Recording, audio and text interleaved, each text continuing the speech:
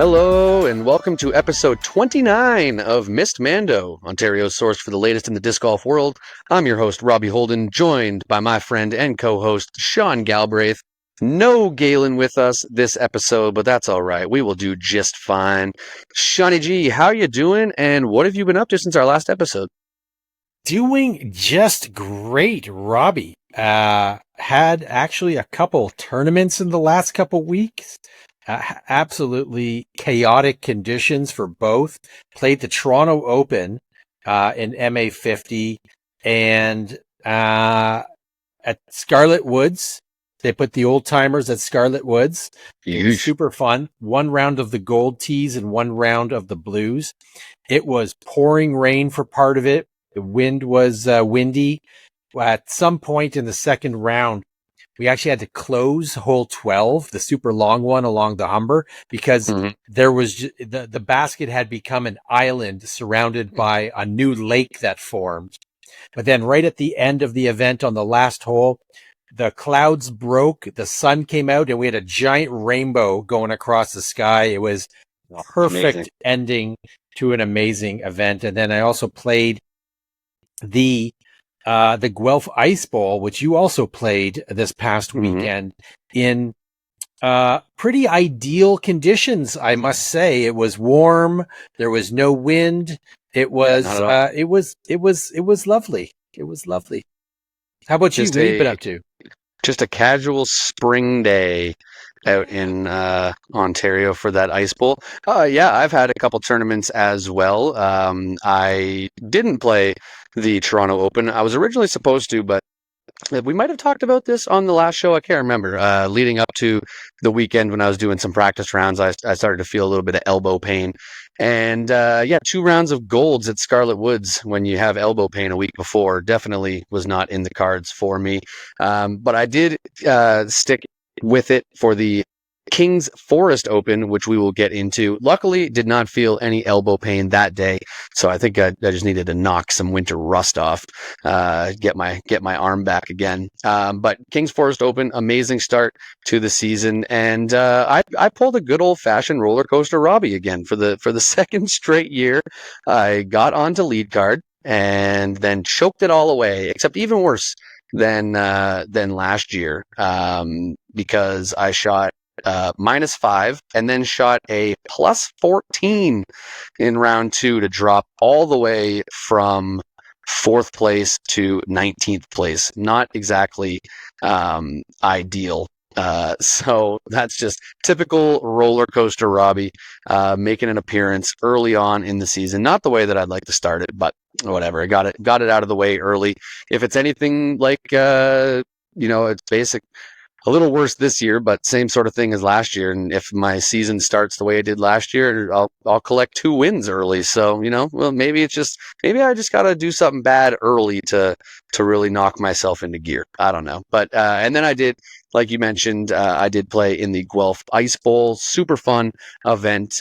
Maybe the windiest conditions that I've ever played. I've been playing disc golf now for, I believe this is my 19th year playing disc golf, and that might be the windiest conditions I've ever played a round of disc golf in. It's like understable stuff flipping, and then when you got the tailwind, it just nothing wanted to move left. It just wanted to drop out of the sky. Putts outside of 5 feet with a headwind were super hard to make. But overall, a fun event. The Guelph Ice Bowl is the charity event raising money for the seed in Guelph. Always super fun time out there, regardless of the weather conditions. And got to play with my good buddy Nick Sorg, who I hadn't seen all winter, so it was really good to see him. But that is all I have been up to. What do you say we jump into the show, Shawnee G? And we're changing things up a little bit this week. We're going to jump right into our featured interviews for the show. So stay tuned. We are going to have a lot of stuff to cover. We're going to talk Ontario tournaments, KFO, Toronto Open. We're going to talk some Pro Tour as well, get into all that. But that's going to come up later in the show. First, we are going to go to our first feature interview for this episode. We are happy to have on, fresh off of his first MPO win at the Toronto Open, it is Kalan Schat. We'll be right back on Missed Mando. Our next guest is a rising star in the Ontario MPO scene, joining the PDGA in 2021 and going pro in 2022. He really burst onto everyone's radar at the 2023 Canadian National Championship at Dragon Hills in Thunder Bay when he started out round one with 3 pars, not bad, and then casually rattled off 15 straight birdies for an incredible 1071 rated round. Most recently, he's coming off of his first MPO win when he took down Canada's highest rated player and friend of the show, Marty Hendel, by 2 strokes at the Toronto Open. And in just over a week, he'll be competing in the 2025 College Disc Golf National Championships with Redeemer University. It's a pleasure to welcome to the show from Beamsville, Ontario, Kalan Schat. Kalan, thanks so much for joining the show, my man. What is up? Oh, it's pleasure to have you here, my man. We are excited to do this. And as we like to do with all of our new guests here on the show, let's take things back to the beginning of your disc golf journey. When and how did you originally start playing disc golf? Well, my family's been playing for as long as I can remember, but I never really liked it. Like, I was not into the sport. My dad always wanted me to go, brother wanted me to go. I wouldn't go. I'd maybe go get the fast food afterwards, but I didn't care about the sport. But then during COVID, my brother just always just come on, you gotta love this sport. And then I ended up going. I think my body was maturing a bit, so I could finally throw the disc a little bit. And yeah, I just fell in love with it, and I aced 180-foot hole with a flex forehand on one of my first couple rounds, and was just stoked right then. So kind of fell in love with it then. But yeah, just during COVID, was home all the time, so I was just always working on my form, always in the backyard putting, doing my thing. But yeah, here we are. I'd say it's pretty hard to not get hooked on the game when you ace that early. I mean, I had to wait a little while, but it's when you witness that magic that early, it's got to be just like injecting disc golf right into your veins. Yeah, totally. 2 weekends ago, you started your season at the King's Forest Open, where you finished fifth, an awesome fifth. And then, of course, the Toronto Open, which you did a little bit better, and you took it down for your first MPO win. Between the 2 days, what do you think was the biggest difference in your game that allowed you to get that little bit extra? Well, at King's Forest, that first round I played, I think it was 10:30 something. Played great, missed a couple putts, but didn't really have any complaints. But then the second round, missed an insane amount of putts, not good. But the throwing is still fine for the most part, but kind of was just mentally drained. And honestly, at that point, I didn't even want to play the next tournament. I heard it would be bad weather, but my friend was like, "Yep, you're coming." So I went with him. He was caddying me the next day, and Clearly, he was right. he was right. Did you have to give him a share of your massive winnings? Well, my massive winnings, but I didn't help him out a little bit because he helped me Proper. out. It's proper. But yeah, then when we played Scarlet Woods for Toronto, it's that course just lines up perfectly for my game. Just a lot of longer shots, nothing too crazy, but just a lot of stock long shots, which is my favorite. And then I still putt horrible, to be honest. It's probably some of my worst putting I've ever had, but my throwing was so on point that I would be missing putts for birdie and taking pars, which on that course is pretty good. So it didn't feel good. My play did not feel good. But I think if I'm winning and my play feels that bad, that's a good sign. I just gotta really figure out the putt, especially with college nationals coming up. The weather was notably terrible for both events this weekend. I think it was more windy at King's Forest, and it was a little more rainy at Toronto Open. How did you find the weather was affecting your game? Were you able to, sort of make good disc selections in the wind and just sort of suffer through the rain? Yeah. Honestly, I had a caddy both days, two of my friends here at Redeemer, and they were super clutch. Just kept me in good spirits, which I think is one of the most important parts of playing in that bad weather. Yeah. Honestly, the weather did not affect me a ton. I got some overstable nukes and forces in the bag that can handle the wind. And had umbrellas and a bunch of towels for the rain. So with the caddies, and the disc wasn't too affected by the weather. Not more than anyone else would have been. Having some caddies on those two courses, especially with King's Forest being hilly and then Scarlet Woods just being incredibly long, having some caddies is super clutch. So that's a big brain move, and some solid friends willing to come out on a weekend and just caddy for you. So let's focus a little bit on that Toronto Open win. Congratulations again, first of all, on your first MPO win. That is awesome. And as somebody that, got to play with you last year in my only MPO tournament, which maybe isn't what you want to be on a card with an MA1 guy in his first MPO tournament, but I played pretty well that weekend. But anyways, as somebody that has played with you and has seen, seen your game and how good you are, it was only a matter of time before that win came. So congratulations there. But with Toronto Open, Scarlet Woods is one of the toughest and longest courses that we have in Ontario. And like we were talking about, the weather that weekend certainly didn't help. But nonetheless, you were able to finish second in birdie percentage, only 6 bogeys, which was the fewest in the field, and had 0 double bogeys. One of only 2 players, I believe, that had 0 double bogeys at that event. I think you kind of answered this a little bit in the previous question, but what was the game plan going into that day at Scarlet? Was it more about playing safe and letting the toughness of the course really hammer the competitors while you kind of waited it out, or were you really pushing for those birdies and attacking every hole? Yeah, I mean, I was attacking every hole. I think of those 6 bogeys, 2 of them were because of throwing errors.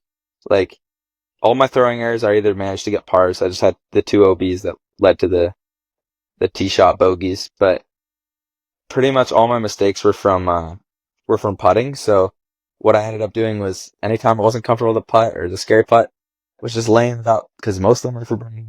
Would just take my par, and it's perfectly fine. The pars, well, I think I ended the tournament even par, which ends up winning it. So that was all you needed right there. And then a couple birdies just from little park jobs, short putts, and then just limit the bogeys, because there's a lot of bogeys out there, but the fairways are relatively wide, so as long as you can just keep them in the fairways, you're set. Smart Play man. for par and you'll go far. At Scarlet Woods, that's very true. Yeah, absolutely.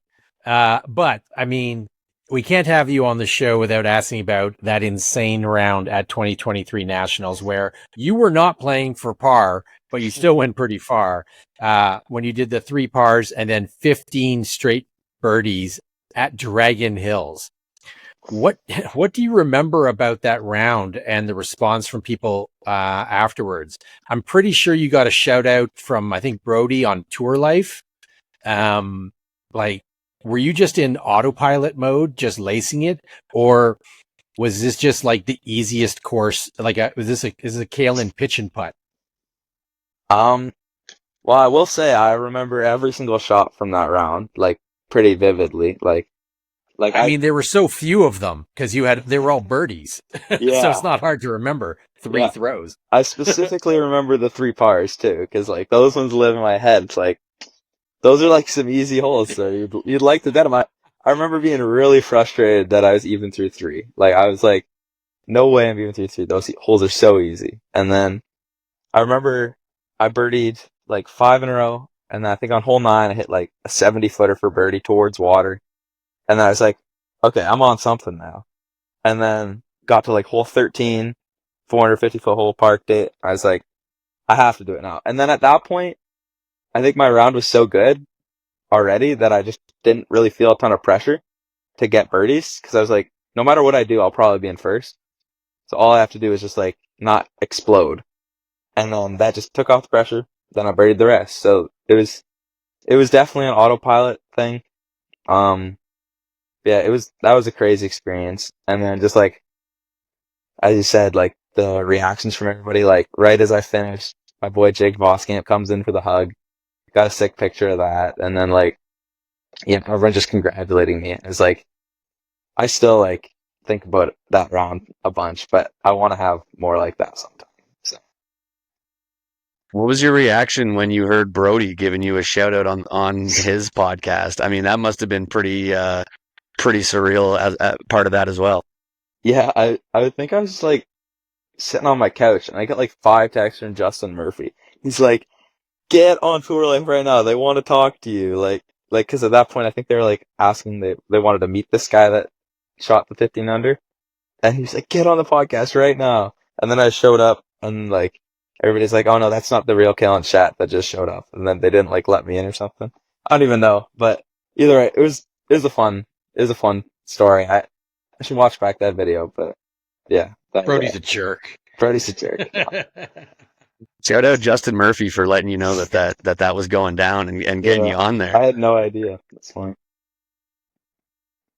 So next week you'll be down in Rock Hill, South Carolina for the College Disc Golf National Championships representing the Redeemer Royals. Let's start with who's on the team and how you guys ended up qualifying for this event. That's a fun one. We have an A and a B team and then the women's team. So we got 10 of us going down to South Carolina. The E team, sure you know Jake Voskamp, Adam Beatty. Those guys are sick. And then we have another guy on the A team, Jeremiah Della Foresta, who's got a sick forehand, top 3 forehands in Ontario, I'm convinced.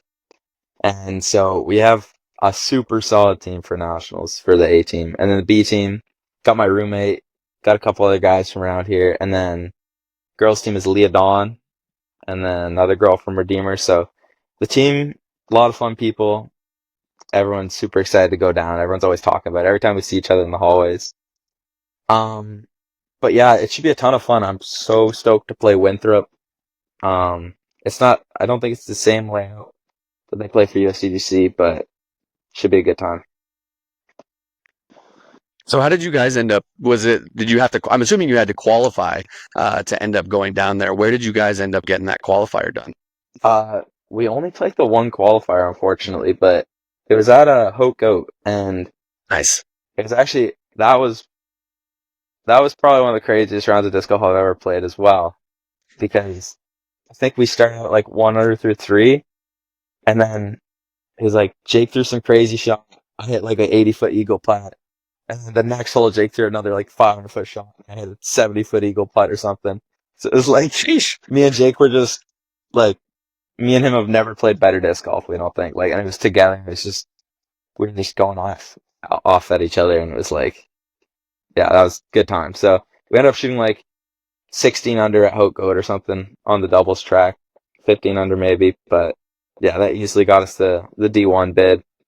There were a couple other teams there, but and then the B team for Redeemer got a D2 spot, I think. So it's a be a good time down there.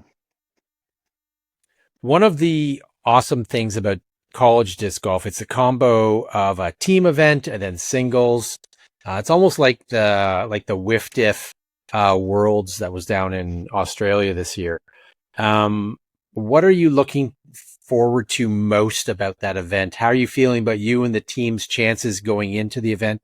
Do you know where Redeemer is currently sort of ranked relative? Because I've seen the name Redeemer on like those college disc golf ranking JPEGs out there. Yeah. How are you feeling about it?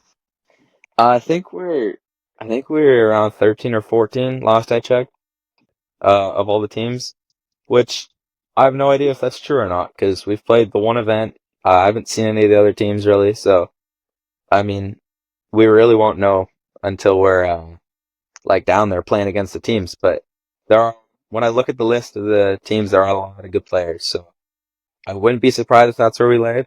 But I think if we play how we did at that Ho Goat tournament, I mean, we got to be in the running.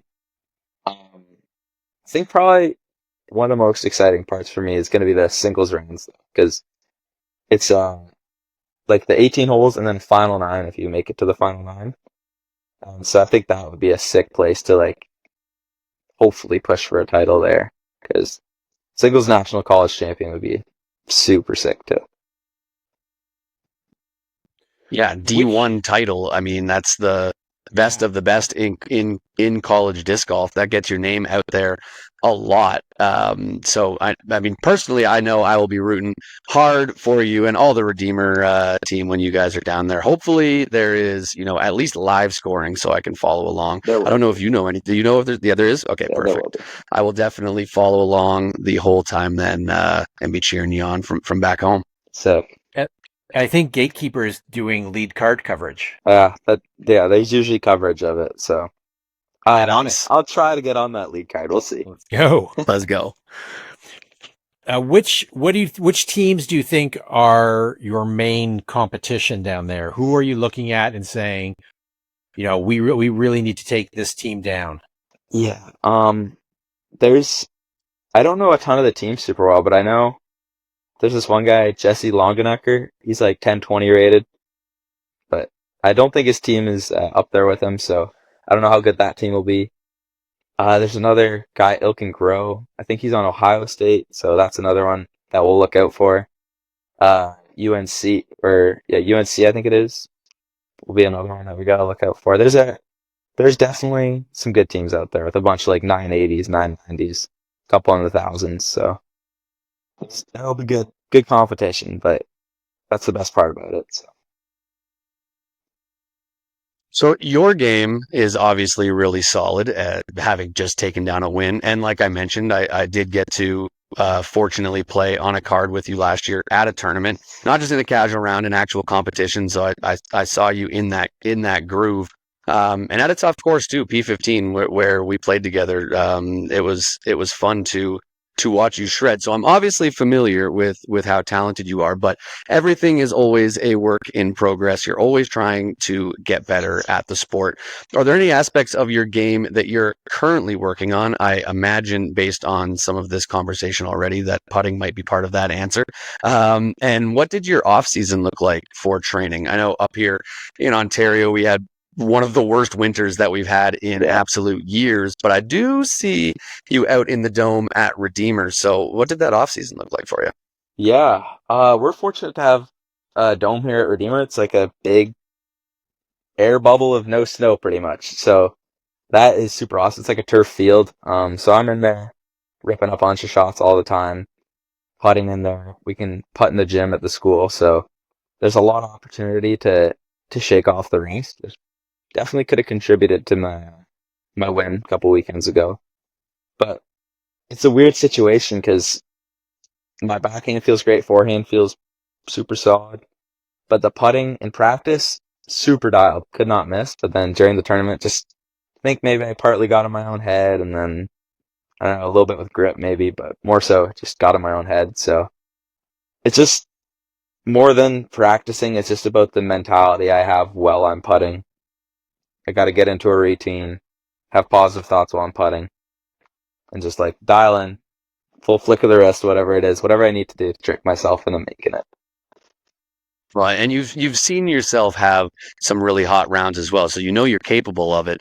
And putting is definitely a lot of mental game. One thing that I'm curious about is, do you guys have like a disc golf coach or anything at the university as well? I know recently on the Upshot podcast they had on, I believe it was a strength coach from Trinity Western University, who I believe will be down at College Nationals as well as the only other Canadian team down there.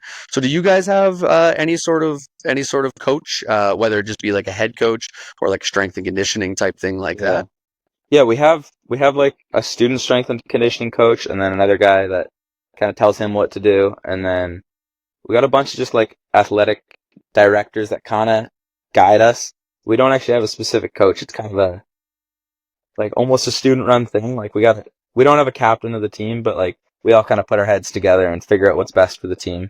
There's not really any discrepancies among what type of team we're gonna be. Like we're all just there to have a good time and be the best we can be. So With Do you the guys have strength like and condition. Go so ahead, I Sean. said, do you guys have like sick varsity jackets? sick. Yeah, everyone loves us here. No, Disc golf. yeah, we do have a bunch of the merch and stuff. We'll be wearing it. Hopefully you'll see it from me or Jake or something on the lead coverage, hopefully.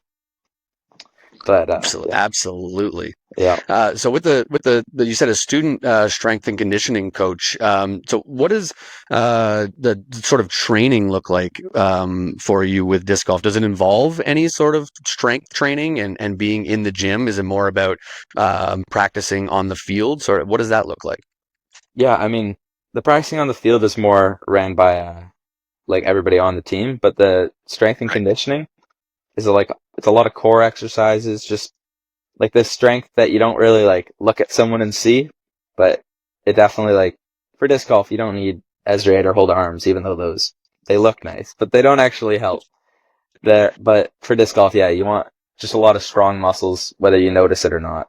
Someone like Gannon Burr, throwing 550, 600 feet, skinniest arms in Canada or whatever. So So being in the gym then is the goal to get as big as Joe Vanderveen? Are you going to be the biggest MPO disc golfer in Ontario? Is that in Kalan Schat's future? oops, that no, I'm not catching up to Joe, and I don't want to. He can keep that title. That's good. Uh, uh, so you are currently on Team Discraft, are you not? yes, I am. That's awesome. Congratulations. Thank you. How's that partnership been going? How long have you been on the team? And let's do a little mini in the bag. What are your sort of go-to must-have Discraft molds that you lean on the most in tournaments? And which are the garbage Discraft molds that they should just totally like? Let's just yeah. Tell people do not buy these Discraft discs. For sure, yeah.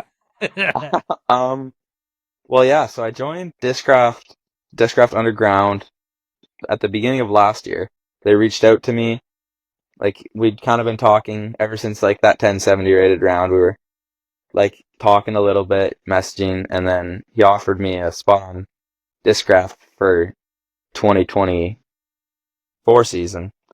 So that was a lot of fun. I honestly didn't play as good as I would have liked in that season. I had some highs, some good rounds, but didn't like take down a win or shoot anything crazy. So it's same thing as last year, just Discraft Underground again. Um, but yeah, I'm loving it. Like I love all the Discraft molds. I got a bunch of fun jerseys and hats, whatever, that I can wear on the course. Yeah, I love Discraft. They wouldn't want to be anywhere else. They're not even paying me to say that. I'd happily say that. And what are the go-to molds? Go-to molds. When you like, oh, I need to make this shot 100%, no doubt, no question. I'm pulling out this disc out of the bag. So far this season, it's been this nuke that I got. It's like a super pop-top Domi one, super overstable. So on those golf courses, was ripping that one a bunch. But I would say, in general, it's been the Force has been one of my favorite molds. The Zone has been another awesome mold, and then uh, Cicada is another one. It's like I haven't used it a ton this season, but I love the Cicada. Like hyzer flips in the woods. Can even use it for touchy forehand hyzer flips as well. Um, Vultures are another sweet one. Just those long, straight, little bit of fade shots. They handle the torque pretty well, so they go pretty far. Bad molds, I don't think there are any. So It is, of course, the perfect Good lineup. answer. They it's a have, perfect lineup. they have no bad discs. I also bag a nuke. And not to brag, but I can push it out to a solid 180, 190 feet in a strong tailwind. Like I'm just, All right. I'm coming for you. That's what I'm saying. I'm shaking. You can't tell, but I'm shaking right now. So even before you officially joined Team Discraft, was Discraft heavily involved in your bag at that point already? Were you already leaning on a lot of their discs and looking at that brand as a, a company that you would like to be a part of at some point? Mm-hmm. Yeah, I mean, this route's always been one of my favorites. Like thinking back to that, the Dragon Hills round is like I threw a force on like 11 or 12 of the tee shots. Like that was just fully relying on that disc, even back before Discraft. But yeah, I say my bag was probably 60-ish% Discraft before the full bag switch. So you're a part of the underground team, right? Yep. Is there any engagement from their elite team or touring team pros to help develop your career? Do you get to, interact, have any conversations with some of their top tier players? And what does the underground team sort of come with for you? Mm. I haven't had much interaction with any of the top pros. I actually, uh, I'd like to claim something right here. Okay, I'd like to claim that I'm the reason Ezra Robinson went to Discraft because Oh, let's go. at Vote Goat last year for the ring, I he like came up to me. He was talking to me. He's all interested about Discraft. It's like, well, let me tell you. So I hand him my putters, putting with Kratos. He's putting them. He's like, I love these. I'm like, better be on Discraft next year. And here we are, him on Discraft. So I'd like to lay claim to that if I could.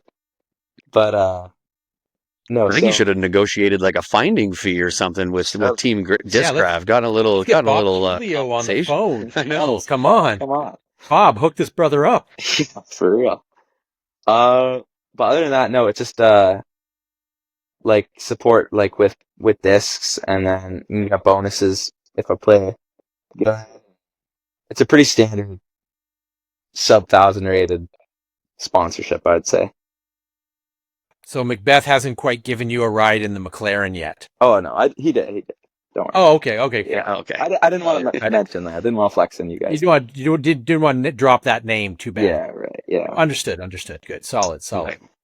Got to be low key with it. Absolutely Yeah. low key.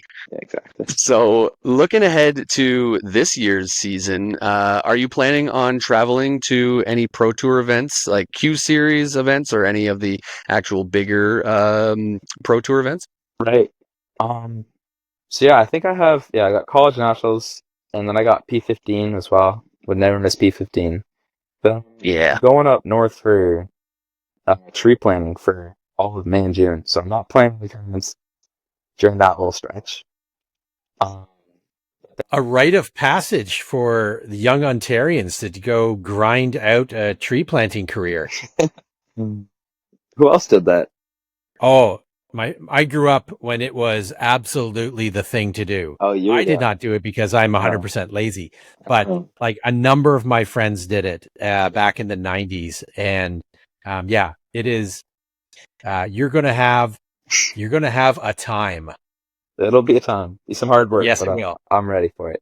Good. And then, yeah, I'm hoping in July and August I can make it some bigger ones. I know Ledgestone is one that I have on my radar right now. Hoping to make it out to that. And then I think, yeah, Canadian Nationals is a Q series this year. For sure be there. And then I'll be on the lookout for more, but CCR Open in Michigan, another big A tier. So yeah, I'm just looking for a couple big A tiers to make it out to. See if I can do something special at one of those ones.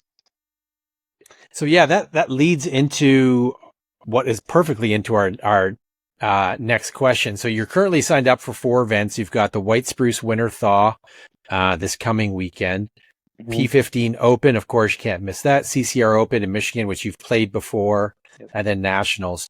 So when you're looking at scheduling, are you mostly looking to play A tiers, or are you looking to play, obviously you're not looking to play everything that you can because you're not signed up for everything. What events are you most looking forward to? Yeah, in general, I'd say yeah, I'm looking for A tiers with cash added, and then like some prestige if I were to be able to play well at them. But yeah, that's maybe partly why I haven't gotten a win until more recently, because I have been trying to play bigger tournaments in general. But sorry, what was the other question again? Which ones are you most looking forward to? I mean, all the ones I've got on the list, I'm looking forward to. Like CCR Open, some of my favorite courses. Project 15, also some of my favorite courses. Canadian Nationals, didn't get to play that one last year, so the last time I played was up in Thunder Bay. So see if I can run that one back. And then, yeah, I'll have to update you guys on what other tournaments I sign up for. But if I get into Ledgestone, that would be probably the one I'd be most excited for. Discraft event, that would be great to get into as well. And speaking of nationals, this year there's going to be multiple courses that are going to be played for nationals, including P15, like you mentioned, but also Cedar Creek and Hope Goat, I believe, are the 3 courses for the MPO division.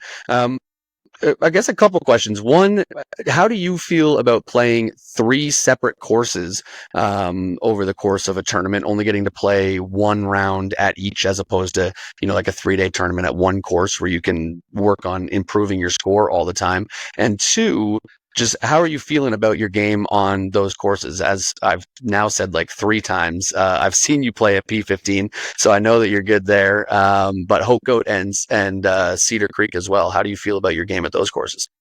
Yeah. I do think it's interesting to do 3 rounds, 3 different courses. I mean, in general, whatever the tournament gives me is what I'll play. I'll happily play it. But I think it would be better to do a 2-in-1, maybe 2 at Hope Goat, 1 at Cedar Creek, or 1 at P15, or some mixture like that. But yeah, I really like P15 for my game, especially if my gap hitting's feeling good.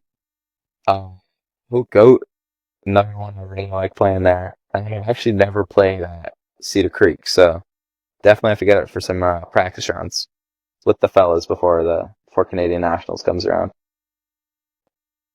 I sadly have also never played at Cedar Creek yet, which is unfortunate, as such a highly rated course from the players that have talked about it. I mean, anyone that's been there just has amazing things to say about it. So, maybe we get out there in the summer for a practice round. Get a little Kalan. All right, let's do it. Let's do it. A little mic up practice. So there we go. I mean, that would be lovely. Us on the mic together, I think could be pretty solid YouTube content. All right. I'll bring the camera. I'll record it. All right. Bam. There we go. We got a whole setup going now. So speaking of the winter thaw, which is coming up this weekend at White Spruce, I'm actually kind of are you leaving like the day after the tournament to head down to South Carolina? How quick are you bouncing back on the travel? Yeah, I mean, the one at White Spruce should just be leave in the morning, get back at night. But for Nationals, we are leaving Monday morning bright and early, so 1 day in between those 2. But nice. All right. White Spruce will just be a good one. Just like get into a tournament mindset, and I'll should still be in a good tournament mindset come Canadian or college nationals. So how do you sort of go about your strategy when attacking White Spruce? In the grand scheme of courses in Ontario, a shorter course, but definitely technical with all the wooded lines. So how do you kind of approach your game plan at that course? Yeah, I actually haven't played it since the last time I played a tournament there. But I mean, I've played there a bunch just at tournaments, and I really like the course. I've played well there in general, I'd say. Especially if my forehand's feeling good, which it is. So it should just be a lot of forehands. And I'm hoping to just be able to work around Greg Rutenbohr and Cam Zanini, because those guys are good at courses like those. So I wouldn't say that course is my strong suit, but I still have some confidence for it for sure. Well, if your throwing is on and you can nail those wooded lines, you will certainly be in good condition. And I do like the call out of those 2 opponents there, because they're some heavy hitters at White Spruce, Cam and Double G. They know how to throw down on that course. Yeah, for sure. Well, thank you very much for joining us on the show. But before we let you go, we'd like to hit you with a few lightning round questions that we ask all of our new guests. Just quick answers, whatever comes to the top of your head first. You ready to go? All right, I'm ready. Hit me with it. Let's do this. What is your favorite course? We're going to start with a softball. Favorite course? Keep it simple. Project 15. There we go. Very popular answer. Number 1. You're definitely not the first person to pick that on this show. What about the hardest course you've ever played? Up in PEI, I played Rose Valley, I think it was called. Oh, I think I got +6, and it was like almost 1,000 rated. Holy jeez. Yeah, that was the Q Series last year. Yeah, and the Discmania Open. That's right. Yeah. Or Silver, I think it was then, or whatever. Yeah, it was a Silver Series when I played it. Tough course. Yeah. Oh, that first hole shot sort of over the little valley and then way up the hill. Yeah. It was Didn't just get easier. yeah. And once you got into like the 1,000-foot wooded, hilly fours with like roots everywhere, it was like you were just chucking it open at points. But Huck and pray. yep, What is one sport to play or watch other than disc golf? What are you choosing? basketball for sure. I love basketball. Watching basketball, playing basketball. Yeah, Favorite team? I would love to say the Mavericks, but they just got rid of Luka, so Ooh. I'll just go to the Lakers. Wherever Luka Jump goes, smack I for the go. Mavericks right now. Wherever Luka goes, I go. There we go. All right, that's a good answer. All right, next one. What song makes you instantly turn up the volume to max and sing your heart out on a road trip? I'd say any Morgan Wallen song. Maybe "Chasing You" There we go. by Morgan Wallen. That'll be the pick. All right. You're on a road trip. You're heading down to college nationals. Okay. What is your favorite place to stop for food on a road trip? Chick-fil-A. Chick-fil-A for sure. If we're in the States, I'm going to Chick-fil-A. I think that was the single fastest answer we have ever had to a question in the lightning round ever. That was taking the term lightning round very seriously. Yep. Now, next one. What movie never gets old no matter how many times you watch it? Harry Potter. All the Harry Potters. I love those ones. My man. Good taste. Yep. And then our last one, if you could have any superpower other than throwing 700 feet, because, 5 feet more than you currently can throw, what superpower would it be?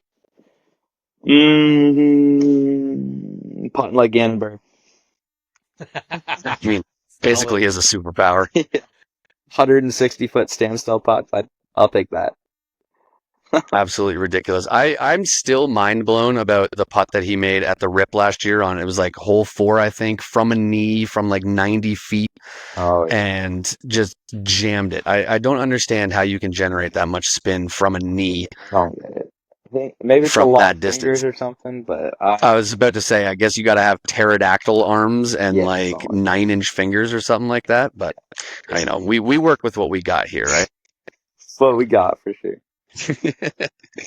All right, Kaylin, before we let you go, we want to give the floor to you. Do you have any shout outs or anything else that you would like to say before we let you go? The floor is all yours.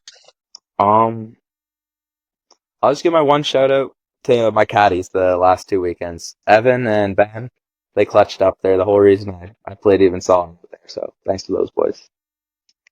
Yeah. Do you have any? Is it just the disc golf team going down together? Do you have any other like friends and family coming down as well that might be on the bag with you while you're down at college nationals?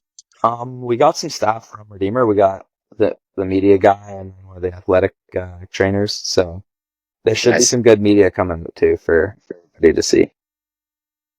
Awesome. Well, I look forward to watching it. And like I said, I will definitely be keeping up with live scores and cheering on you and the whole Redeemer squad, wishing you guys the best of luck down there for sure. So yeah, Kaylin, thanks so much for joining, man. Good luck down at Nationals. And, we'll hope to have you on the show sometime after your next win. Just let me know. All right. We will keep in touch and we will be right back on Missed Mando. Well, welcome back to Missed Mando. Thank you so much once again to Kalan Schat for coming on the show.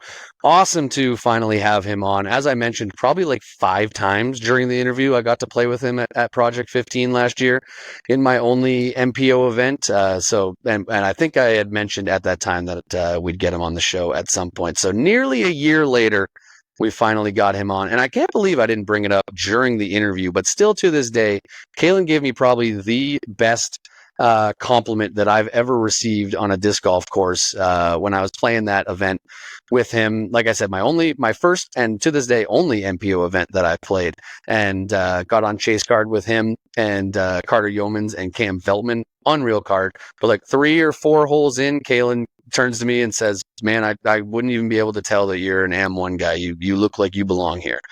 And still to this day, he was calling you a sandbagger. That's basically what I think he was saying. That dirty Kalan was calling you a sandbagger.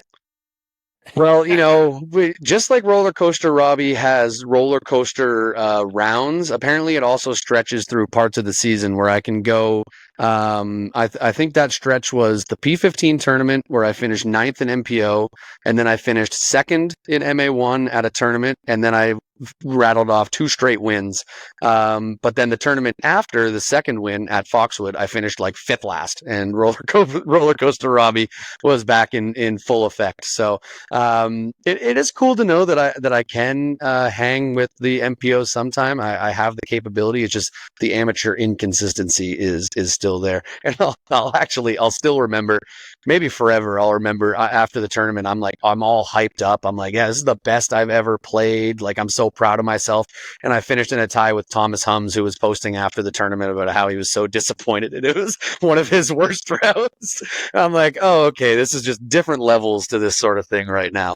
So I will never forget that. Thanks, Thomas, for humbling me a little bit then, and also to Sandy Hollow for humbling me afterwards, because that's where I finished like fifth last or whatever. It was not very good. But anyways, we are going to jump now into our second feature interview for this episode. We are very happy to have back on to the podcast for the first time in right around a year, I think. We had her on as part of our USW DGC mega show last year, and since then she has done some incredible things, which we will get into in the interview, most recently getting on the chase card at a DGPT Plus event in the third round. Absolutely incredible. We are thrilled to welcome back Rebecca Dawn. We'll be right back on Missed Mando. Since our next guest last joined the show almost exactly a year ago, she officially became a full-time FPO player at only 17 years old, collecting 2 pro wins in 2024 at the Project 15 Open, and most notably, the RIP, a DGPT Q Series event where she dominated the field en route to a 16-stroke victory. So far in 2025, she's played 3 DGPT events, missing cash by only 3 strokes and 1 stroke at the first 2, but most recently made her first DGPT cash at the Open at Austin, where she also got on the chase card for the third round. It's a pleasure to welcome back to the Missed Mando podcast, Rebecca Dawn. Rebecca, thanks so much for joining us. Yeah, thank you for having me. Of course, we are happy to have you back. And it is almost exactly a year since we last had you on. I believe that show came out on April 2nd of last year. Awesome. So like just a week short of a year. So perfect timing to have you back on. And so you've started the season with a mini tour of 3 straight DGPT events down in Florida and Texas. Currently the youngest player on tour. How has your experience been going on the road to start the season? How did you like the courses on tour so far? Did you have any favorites? Yeah. It's been so amazing. I love being able to travel and play, and like going to Florida and Texas is just the coolest thing because I skip out on the winter here and I get to play in the warm weather and kind of warm up for the season. So it's amazing being able to travel and go out there. The courses are just incredible. I'm kind of spoiled going back into like the Canadian events, like A tiers and B tiers. It's like I'm going from all turf pads and just like beautiful courses, which obviously Canada has beautiful courses, but they also give out like candy and like lounging tents on the courses. It's crazy. But yeah, like the turf pads are just amazing. And the variety of courses, like Olympus is just insane. The elevation changes, the landscape is just so beautiful. And yeah, WACO, Texas is so windy. That was kind of crazy. So there's that. And then, yeah, Open at Austin just a few days ago. That was also amazing. I think it's just the coolest thing that I can travel and like make money playing a sport that I love. Like I think it's such a cool thing. So being able to have the opportunity to travel to Florida and Texas is just, it's so cool. And the 3 weeks that I was out there it was so amazing. I didn't look at schoolwork once, which I'm kind of paying for that right now, but it was worth it to be out there and just relax, practice, play. It was amazing. Did you have a favorite course of the first ones that you've played? Yeah, I think I really enjoyed Olympus. I think that like really Such a good suited my course. game.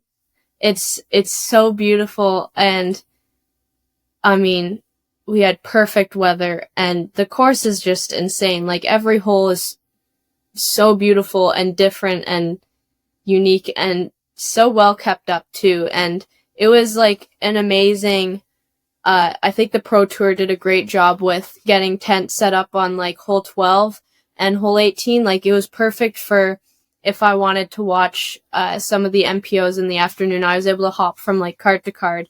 The layout was amazing to be able to do that. And also if I'm going to the tent on hole 12, the snacks there were great. And like there are comfy chairs and tables to just relax, and you could see hole 12, hole 13, 14. And yeah, I think I really, really enjoyed that one. It's absolutely one of my favorite courses, and it's definitely one of the top courses on tour now, I think. Had you played it before? I played it once last year. Yep, right after the event. We had gone there last year to watch the event on our family vacation. I played on the Monday right afterwards, so it was fun to play again and kind of see how much I've improved. I mean, it was a little rusty at the start because I haven't really played all winter, but still cool. How did you like the course changes? There were some pretty notable ones this year, especially like 16. Oof, yeah, that one was pretty rough. I think, yeah, that one was a really rough one. Not many people liked it. I didn't love it. I forget. It's much harder now. Oh, it's so hard. Like, I think getting a par feels like a birdie for sure. I think they should I would agree. definitely change it for next year. I'm pretty sure I went par, bogey, maybe par on it. So like it was good during the event. I'm not sure exactly what I got, but it was like it was a hard last 3 holes to end on for sure. Like hole 16 is like I'm very happy with par. Just like the tee shot is demanding, and I mean it was so hard to practice that too because I'm throwing my tee shot and it could be different every time because it's such a specific line that if you're off by a few feet, then it's like in practice round, I don't really know where to practice from because it's different every time. So it's like there's that skinny gap on the left, or I go on the right where the OB's really close. So that one was a tough one to practice, but thankfully it went pretty well in the tournament. And as I think you said, you had 52 really great holes of golf there. Oh, yeah. Yeah. But that's in the past. We're not going to talk about that. We're going to talk about you coming off your first cash at a Pro Tour event. You took 22nd at the Open at Austin, which also included a round on the chase card in front of some more cameras and fans with some amazing card mates, including world number 1, Kristen Lott.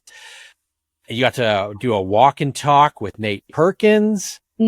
I know I saw a lot of support coming to you from here in Canada, but what was the whole experience from the event and that round and being on the course and the reactions and the support? How was that whole tournament? Oh, you got man, the full package, I think. Yeah, it was so amazing. Yeah, I started out with 2 great rounds at Sprinkle Valley. It felt really good. The second round was 997. I was so close to my first 1,000 rated round, but sometime soon, hopefully. But yeah, getting on chase card was, I mean, I said it in the interview with Nate Perkins. It's like, I never would have imagined this. This is not like what I expected at all. So being able to play with like Kristen was so cool because I've always looked up to Kristen. Like, I think she's so cool. So being able to play with her was just like insane.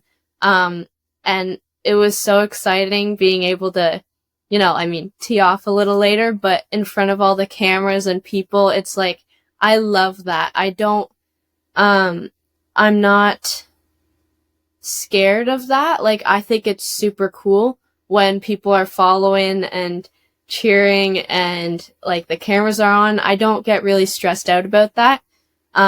So that was just the coolest experience. I mean, I didn't play well that round. A few rough throws, but I still had some highlights which made it much better. But that was such a cool round. I was just happy to get the experience to kind of get on chase card, kind of get my name out there. So I think it's a great start to the season. I feel like it's bittersweet going from tied for 6th on chase card and ending 22nd.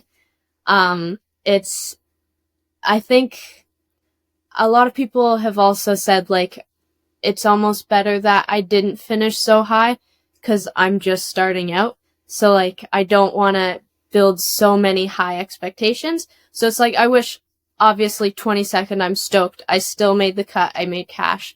But I think it was like a great starter tournament kind of to get my name out there, to get used to the like cameras and fans, and kind of get in, kind of get a starter for what it could look like in a few years, hopefully, where maybe that'll happen a bit more often. But yeah, I think it was such a cool experience. The last round I did much better. Still a few strokes back of what I was hoping for, but I mean, ending 22nd, getting cash that was my overall goal. So I'm trying not to, like, as the tournament goes on, set my expectations higher and higher, but my overall goal was to make cash, and that's what I did. So I was really happy with that. What would you say was like the overall biggest like pinch me moment where you were like, oh my goodness, I can't believe this is happening right now? Whether like a comment from a competitor you were with, I mean, getting to play with the world number one on the chase card is obviously really cool. But what was that like number one pinch me moment for you? I think it was before I was gonna tee off. We were all kind of standing there. I mean, I kind of hear the drone coming in, and I look to my right and I see the big screen, and it's like, I know that my face is going to be on there soon. And, like, Kristen's standing right beside me, introducing myself to her, and then Nate Perkins asking, like, hey, you get to do a walk and talk? And I'm like, sure. It's like, this is actually happening. And then my name being called and going up on the tee pad, it's just like, wow, this is actually happening. This is crazy. That is so awesome. It was awesome to watch too. I know for myself, I was tuning in right away as soon as the chase card was out, and cheering you on that whole round. So congratulations again on a great result. But speaking of Sprinkle Valley, some of the major discussion from the Open at Austin was about hole 18. So we can't have you on the show without asking your opinion on the topic. So just kind of generally, what do you think about hole 18 at Sprinkle Valley? Yeah. So I'm gonna have probably like a different view on it than others because I played it par, and then like I was +2 over the tournament, and that gained a lot of strokes on a lot of people. So I was par, and then I had a double bogey, which it's kind of crazy that was gaining so many strokes. But yeah, that hole, I think it's really close to being good, but I think the tournament directors have to see that scrolling through and seeing all those high numbers like 10s, 11s, 12s, that shows that something needs to be changed. So I think the tee shot is great. I think the second shot is great. And then it came to that decision with where your second shot lands. Are you going to go for it, or are you going to pitch it up? It's kind of like that risk reward. If you go for it, you got to accept the risk that you aren't going to cross and bounce, and you'll have to throw that same shot possibly, or maybe move up if you were off. But I think what could make the hole good is to move the OB on top of the stairs. Because the problem that a lot of FPOs have is when we get up there, we can't see the basket because we're not that tall. And so we're just staring at the staircase. So it's like you see the trees on the sides, but you don't see the basket. So that makes it like a blind shot, which is really tough. So I think they should move the OB on top of the stairs, or they should have a drop zone moved on top of the stairs. So if you miss, like if you throw and you don't cross the island, I think you should be able to go up on top of the stairs to see it. I'm trying to think of ways to make it better, cause there needs to be a change for sure.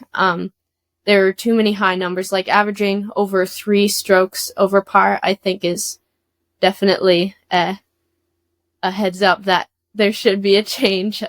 So I was trying to think of ways that they could change it. I mean, last year at US Women's, they had that it wasn't an island, it was OB on the sides in the woods. They could do that again. But I feel like I love the tee shot, the second shot, I think they're great. They just gotta change something with the green and the approach shot. So yeah, having either the OB on top of the stairs so you can maybe have a bit of room to lay up on top of the stairs, or if you go out, at least you're standing on top of the stairs and then you have like 150-foot up shot. You can see the basket. I think that could help a lot. But I think, yeah, the toughest Well, part is you can't see it. Yeah, we were discussing it during our sort of tournament recap, and some of the things that I had heard were like, making instead of just an OB and re-tee from where you went OB, making that sort of area down that wooded tunnel like a hazard, so you could at least progress to where your shot went. Yeah. But I really like that idea of adding a drop zone at the top of the stairs, because it did seem like a lot of the issue was it's a blind shot. You have to throw up over the stairs with nose up, and discs were just kind of dying out a little early. So being at the top of the stairs would definitely help that. So I think the DGPT needs to bring you on as a course moderator, I guess.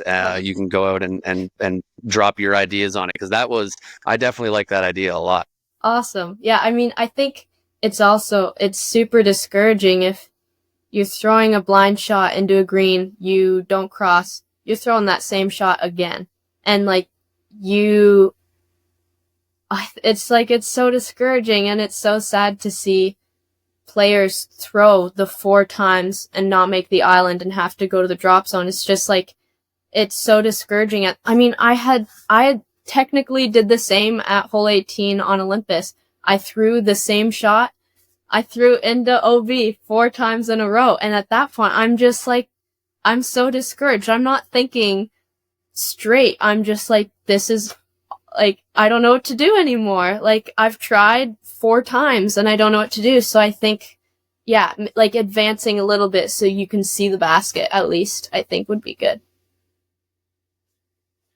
I agree with that. And you actually played that hole fantastic, as you mentioned, with a double bogey, which is crazy that a double bogey is gaining strokes on the field. Yeah. But you also almost had a birdie on it as well. And I know I had messaged you afterwards, and you said that you were freaking out that you even had that putt for birdie there. So you played it great.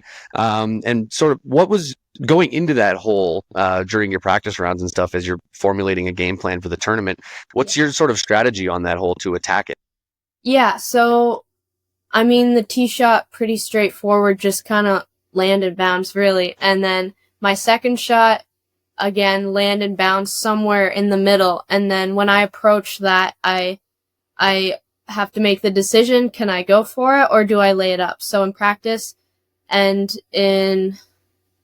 actually, yeah, I think maybe round 1, I laid it up 30 feet in front of me, but it's I had to do it. I'm not gonna risk going out. So it's you lay up my third shot, and then I'm pretty comfortable with throwing straight with I have a really good Mako in my bag. So it's that white disc that I was throwing. So I made the island both times. I didn't miss it, which was great. I mean, if I played a few more rounds, I could be saying a different story here, but I'm pretty comfortable with throwing straight shots. So I just kind of put myself in a position in the middle, even a little left, and I if I'm far enough left, I can see the band, which is great. Sometimes I have to do a few hops to see where the basket is, but in my head, I'm just saying, like, I'm not going to miss this short.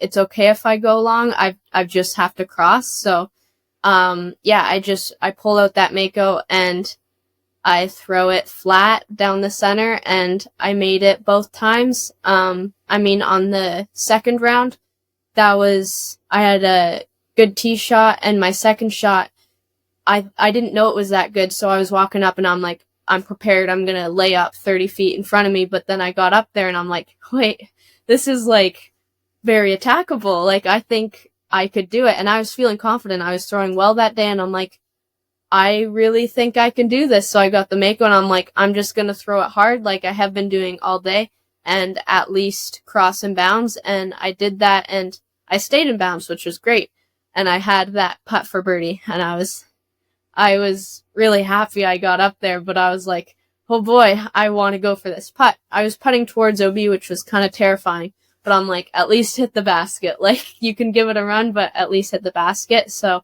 I hit the basket and tapped in the par. So, I'm really happy with the par, but yeah, that hole went well for me both days. So yeah. Approach shot to the green was sweet, and I don't know if you got to see the replay on DGN, because they did show your shot on DGN, and Ian and I believe it was Des Redding were the commentators, and they were pretty darn impressed with that approach. I think Ian's immediate reaction was, "Whoa, that was smoked!" Yeah, So if you haven't seen that yet, I think you got to go watch the replay. Yep, that was in my mind. I'm like, I'm not missing this short, so I'm like gonna throw it really hard. So it worked. So what do you think the issue with basically everyone else was? Like clearly it's not a skill set issue, you know, the number one player in the world has the skills to do well on this hole. Yeah. But they clearly weren't. Was it just, do you think it was like bad disc selection, not reading the wind? Were they being too aggressive or like not aggressive enough? Or is Kristen Tatar or Kristen Latt just a terrible disc golfer and she's totally washed up and she's awful? Well, not that. For sure. Well, yeah. It's hard to say. Like, what were you noticing from your card mates? Because your card mates didn't do as well. Yeah. So like, what were you noticing from other players? Well, when we got up there, quite a few missed short. So I feel like, in my mind, I'm like, I'm not missing short. If I blow past the basket, that's okay, because I'll cross. It's like, in my mind, I'm thinking, like, make the island, but, like, at the bottom, cross the island. So I think quite a few were missing short or turning it early or early releasing. There's a lot of different misses, but I think maybe just to get a higher speed disc and honestly throw it as hard as you can to get across the island at least.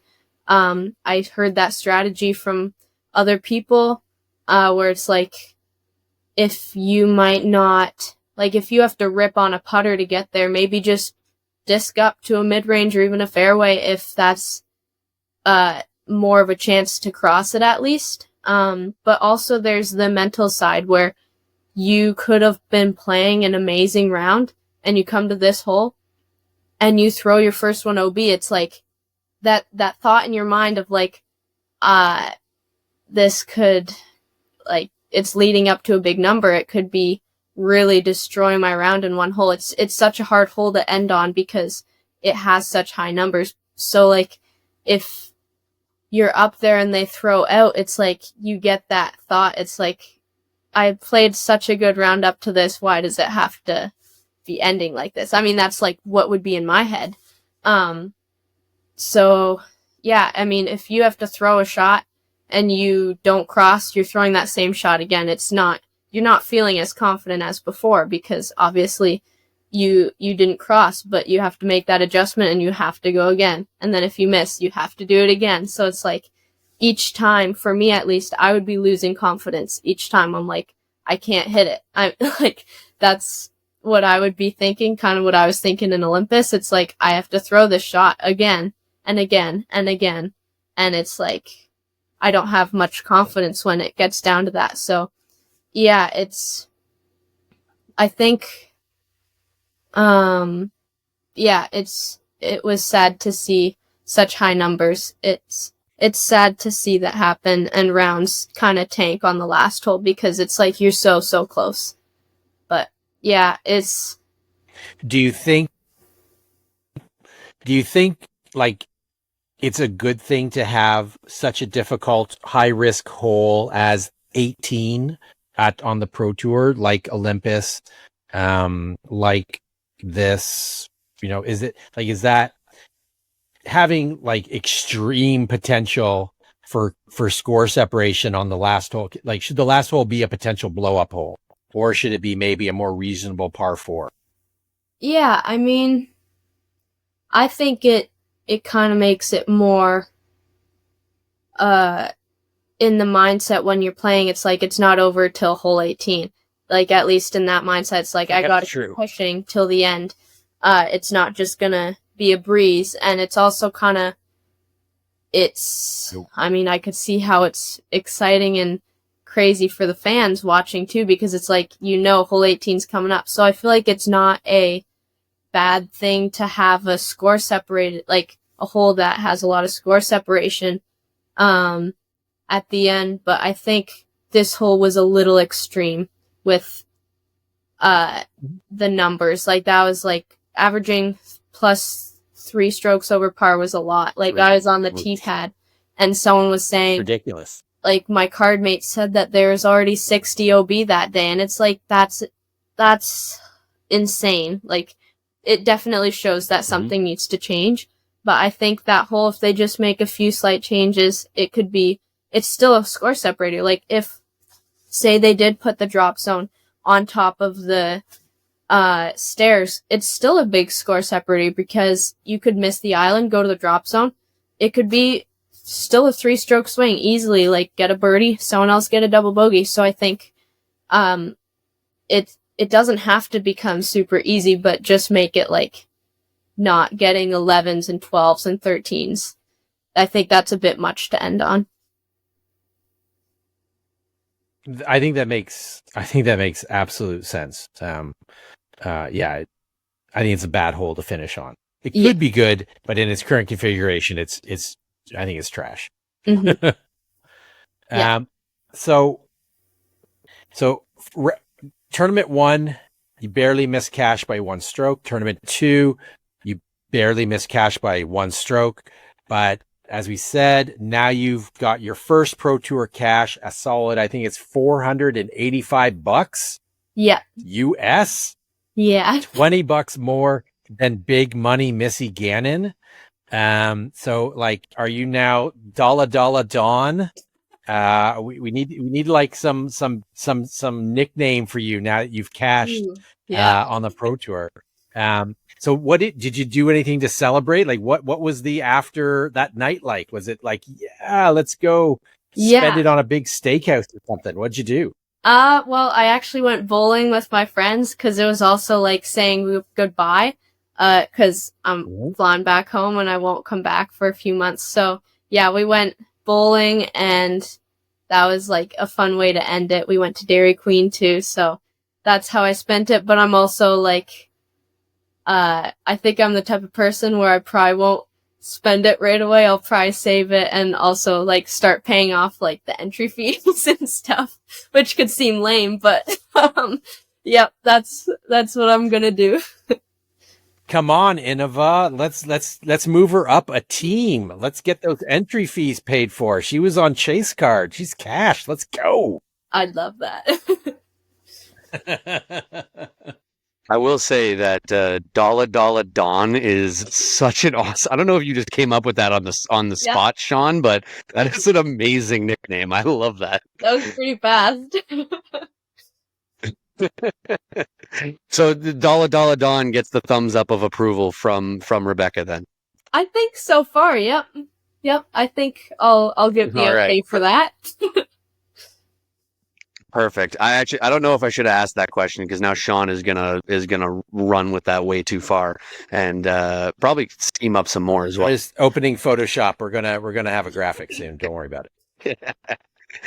So, Rebecca, when we last had you on the show, you had said that when you're going out to the States and being in that atmosphere, you love it so much. It's hard coming back and going back to school. So, after your experience on tour to start the season, does that statement ring true even more now as you're coming back home and going back to school? Totally. Yeah, I mean, just spending 2 weeks practicing every day, playing, and like it's a whole different world out there coming back now, and I'm like catching up on biology and English. It's just like, this is not what I want to be doing right now. It's the last thing I want to do. So, yeah, that's the same right now. Yep.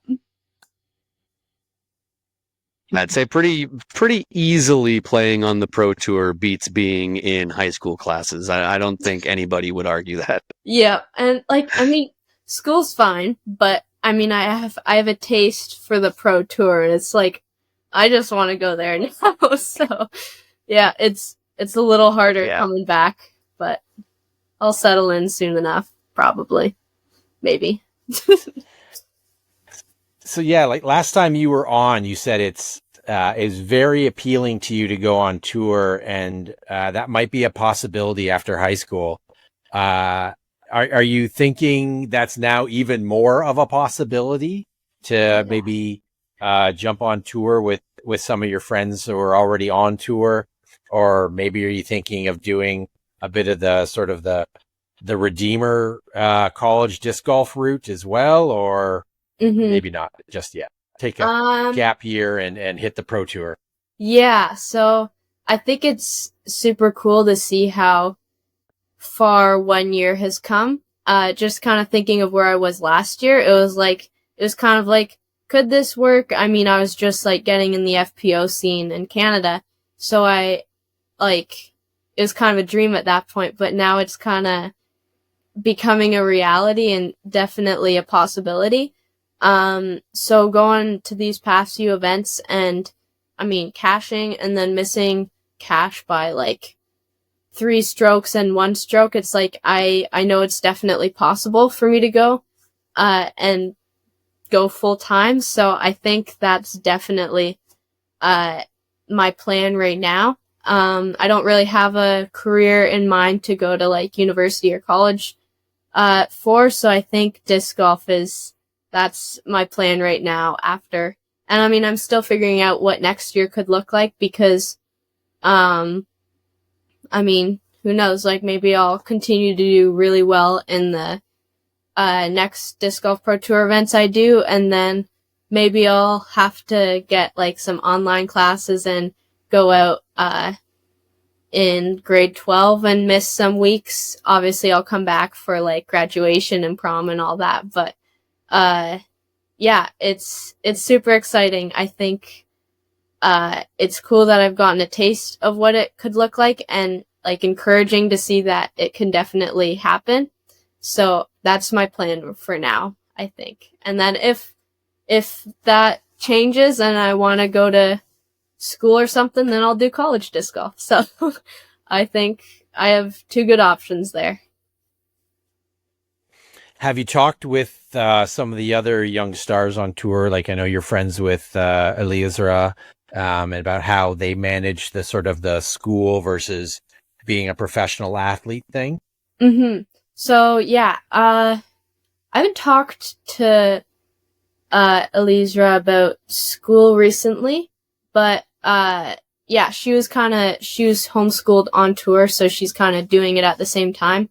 And then Trinity, my other friend, she's doing like online college right now at the same time. So she's still doing school and kind of balancing it out. So, yeah, we'll see what happens next year, see how I do, see if there's any offers from sponsors, and then see where that takes me, and then I'll figure it out with school. I mean, I don't know if it's like the best thing, but I'm kind of putting disc golf above school right now because it could be my possible career. So I'm kind of putting that on top right now.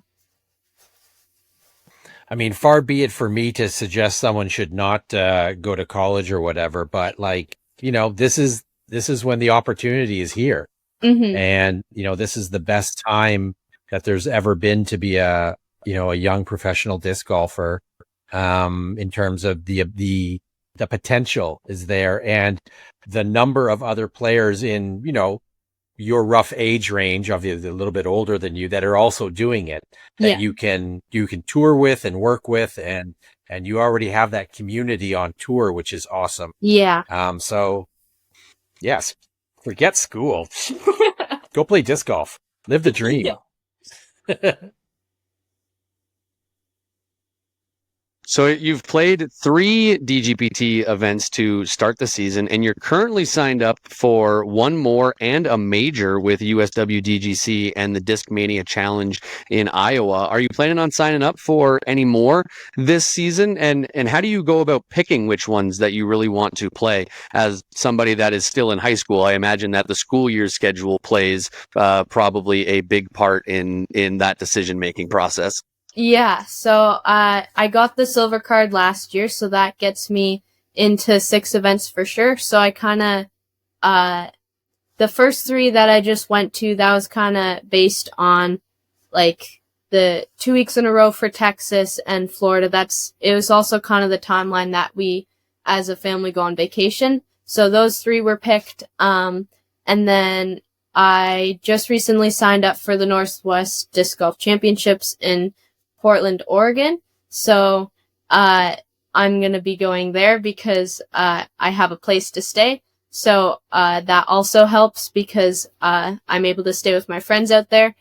So I'll be flying out for that one, and then I'll come home for a week, and then I'll leave for the Preserve Discmania Challenge and US Women's. So that'll kind of be a 3-week swing. And yeah, I try to choose the ones that are like all in a row because it just makes sense for traveling. So I'm not gone for like 3 weeks just doing 2 events. So I kind of get as many in as I can.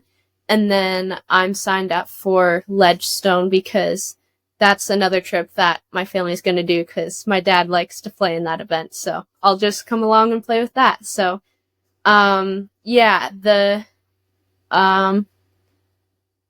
it's kind of hard because I have the 3 tournaments in June, so technically that is exam season for school, so I'm figuring that out with my teachers. I mean, I already talked to them. I was like talking with the principal, and I'm like, I'm probably going to be gone in this time, and I have good enough grades that, and like my teachers trust me, so it's like, yep, we'll figure it out. So that's also really nice. I have 2 onlines this semester too, so that also makes it easier. But yeah, I'll figure it out. I think I just have 1 class technically that has an exam, so I'll just have someone like supervise me while I do it on the road or something. But yeah, those are the ones I have planned right now.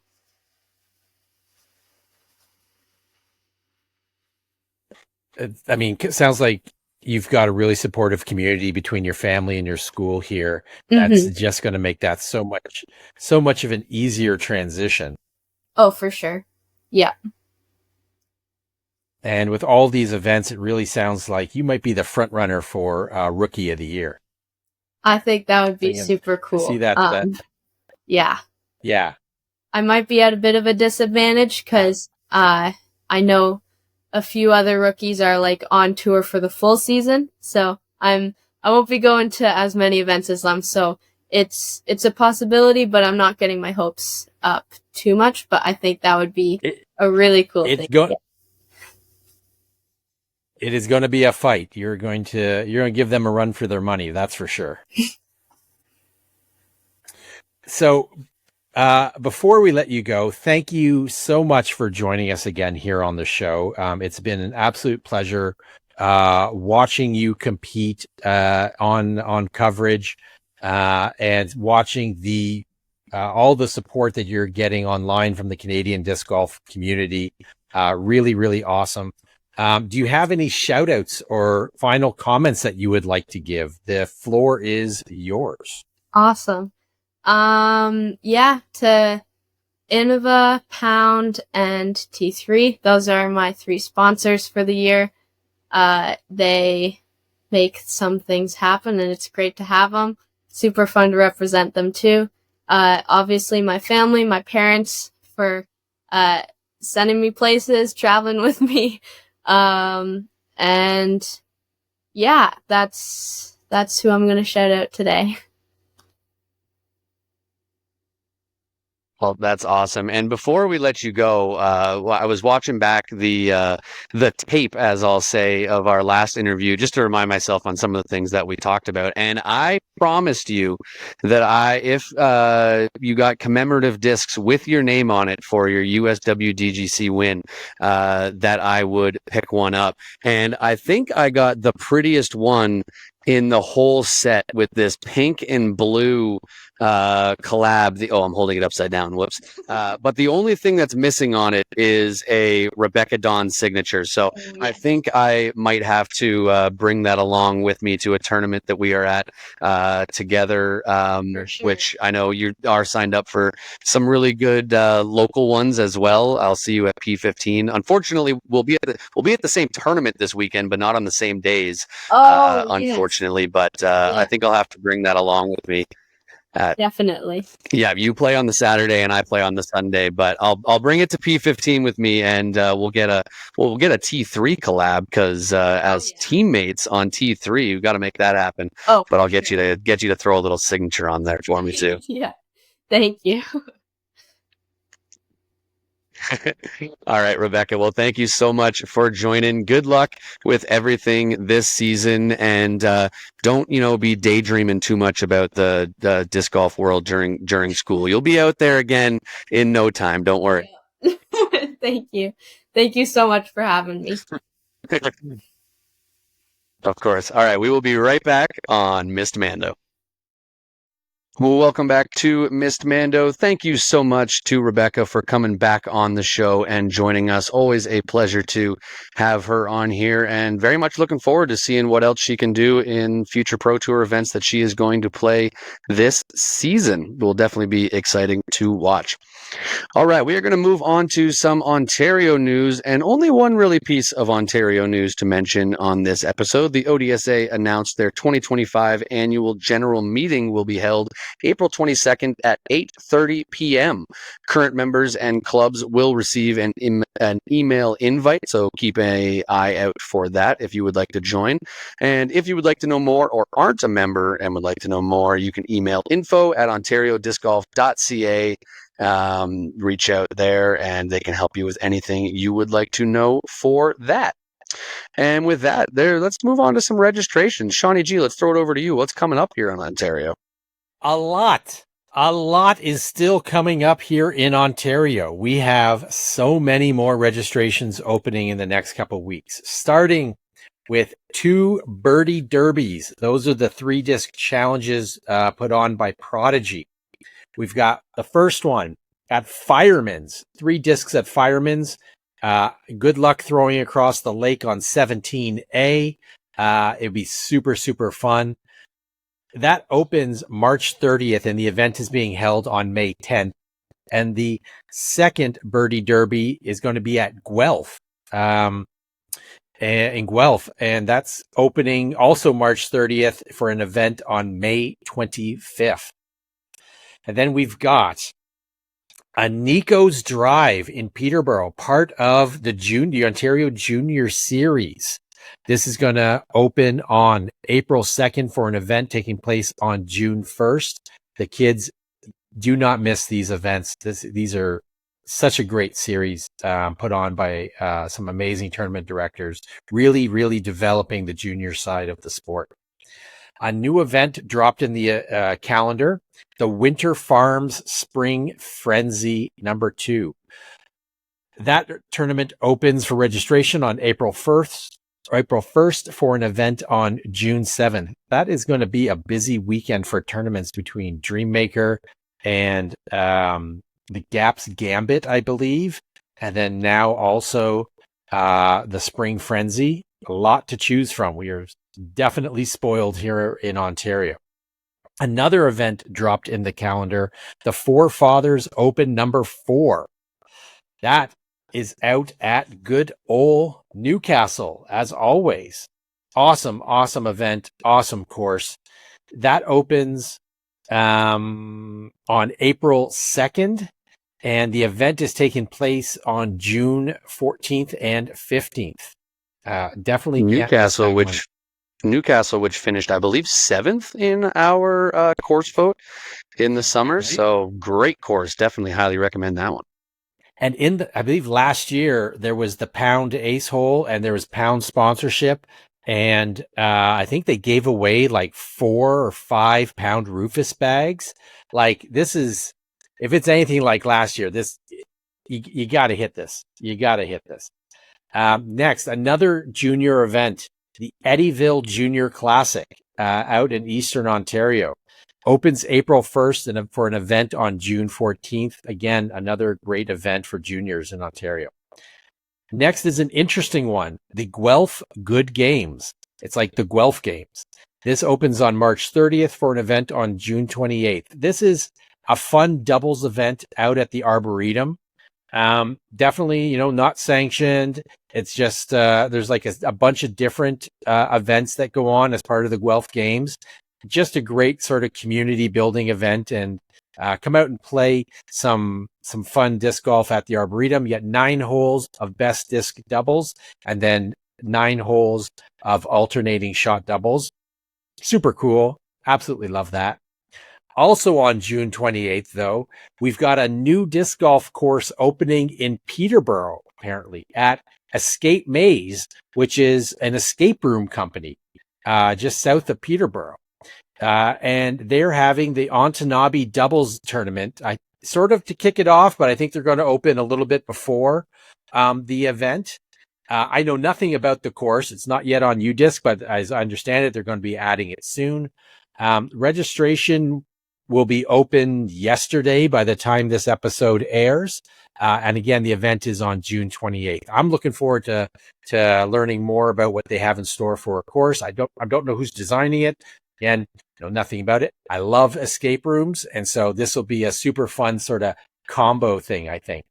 I'm not sure who's designing the course, but I know that I was chatting with Angelica Haggard at KFO, and not sure. Obviously, she's involved in that, which I actually didn't, because I had gone up, and for anyone, another really good event. It's not going to be registration open soon because it's later in the year, but 5F in Kempville, I have played, and she was the tournament director up there. I hadn't even realized that they had moved down to the Peterborough area, but super excited to see that. And I should have asked some more questions about the course when I was chatting with her at KFO and got a little missed Mando insider information, but kind of dropped the ball, Shawnee G. Really, really subpar effort on your behalf. Next tournament that's going to be opening March 30th is a big one. Eastern Canadian Amateur Nationals out at Eddyville. This event is taking place August 15th to 17th. And, all events out at Eddyville are big. The courses are big. The tournaments are big. It should be super, super fun. Are you going to head out?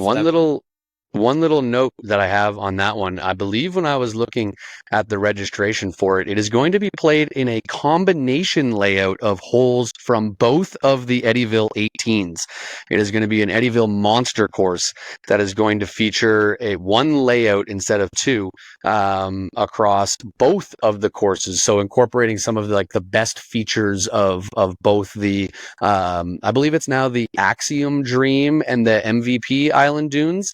So that is going to be super interesting. I've played both of the courses individually at provincials and other ECANs, but a combination course of the 2, that sounds really exciting. You've never been out there, have you, Sean? Still haven't played it. No. Oh my goodness. Eddyville Safari Golf.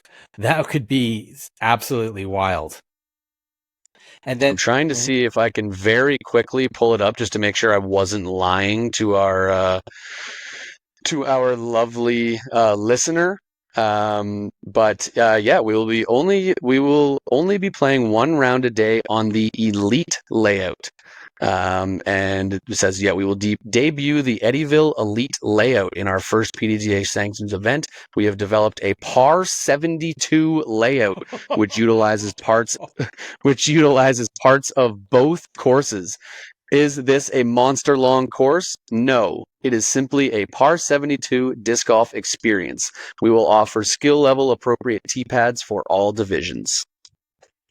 So sick. So That I'm will excited. be- that's. I wish I could make it. Yeah. I wish I could make it, but I got plan. I know I got Excited for plans that one. already, but yeah, that is going to be so sick. But also maybe one of the sickest things, if you want a splurge event, you're looking for something else to do on June 13th to 15th, and you got some air miles to burn. I'm talking about me.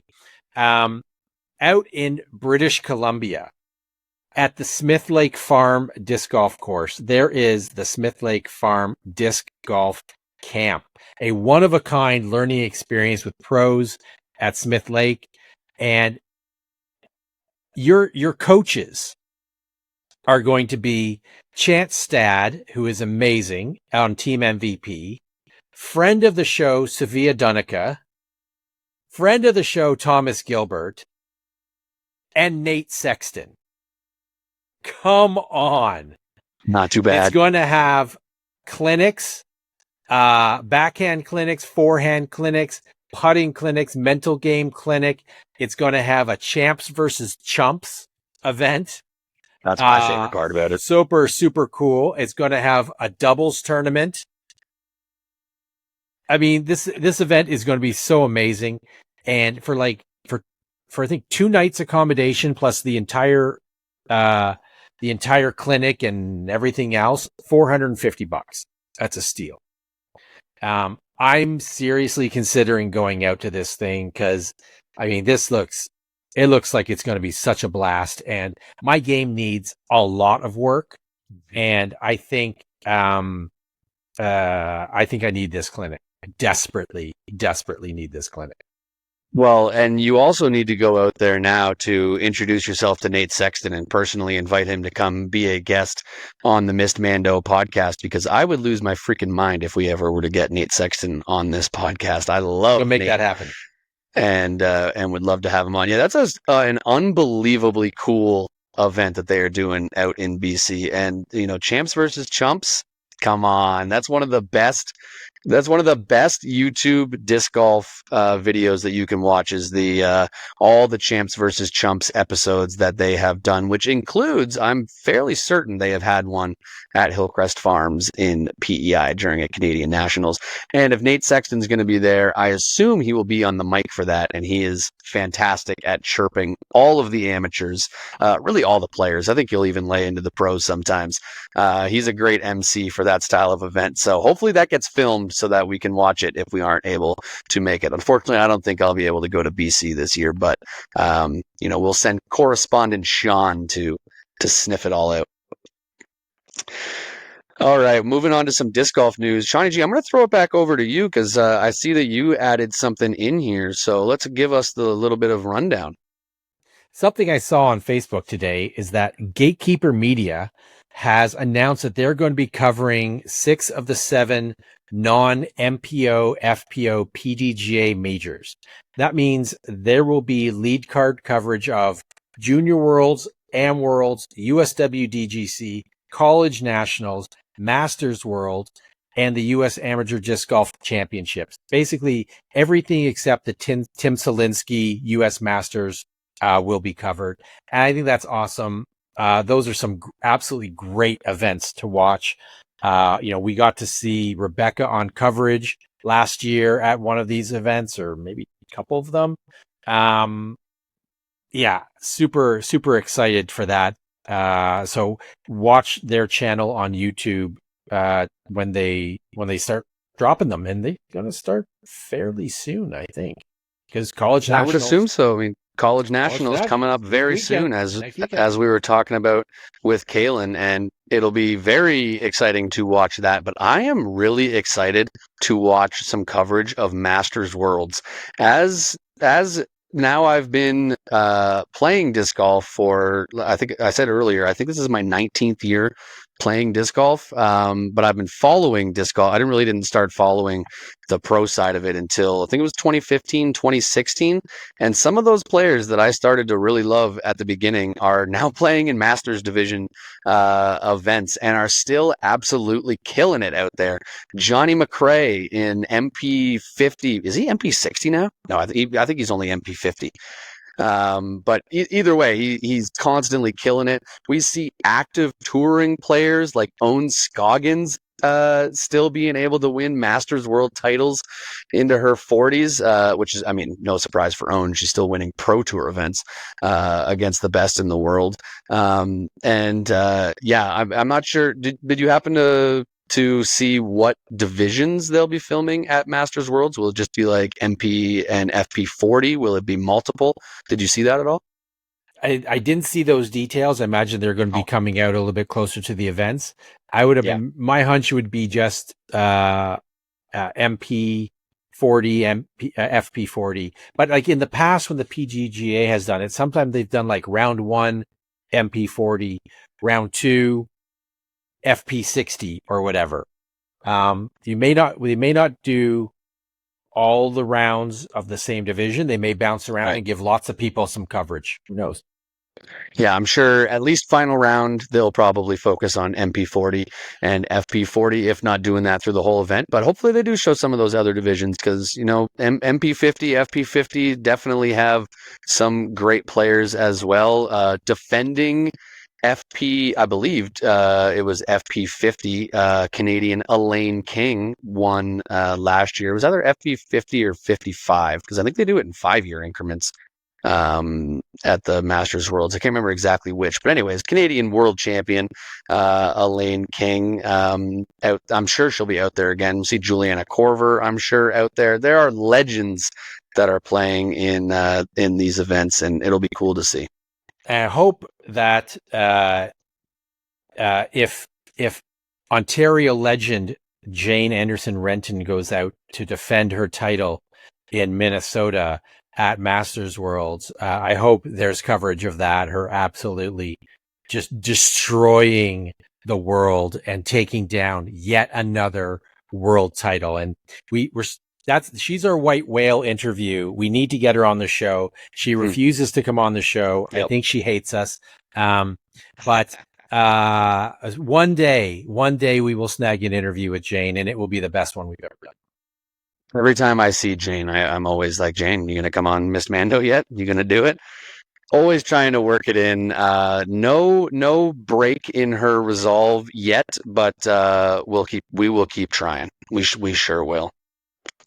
All right, moving on to some Ontario tournament recap. We are going to start with the Kings Forest Open, and it was a rainy and windy weekend in Southern Ontario, but disc golfers were out battling the conditions, and we have 2 tournaments to recap, actually, but of course, starting with the Kings Forest Open in Hamilton, Ontario, which saw 182 players over 2 days looking for a top 3 finish to qualify for 2025 provincials in Guelph, as this was the very first stop on the Ontario Tour for the 2025 season. In MPO, Ontario legend Marty Hendel started his season with a bang, shooting a 1060 rated -12 from the gold layout at Kings Forest. Crazy, and took a 4-stroke lead into round 2, where he would leave the division in his dust, going on to win by 9 strokes. Marty's 1040 event average was his highest since 2023 and 7th highest of his career, and this also brings his career win total to 69. Nice. Shout out to Cam Veltman, who shot a 1038 rated -11 in round 2, the highest rated round of his career, to jump jump up 3 spots into second place, and friend of the pod, Cam Zanini, rounds out the podium in third.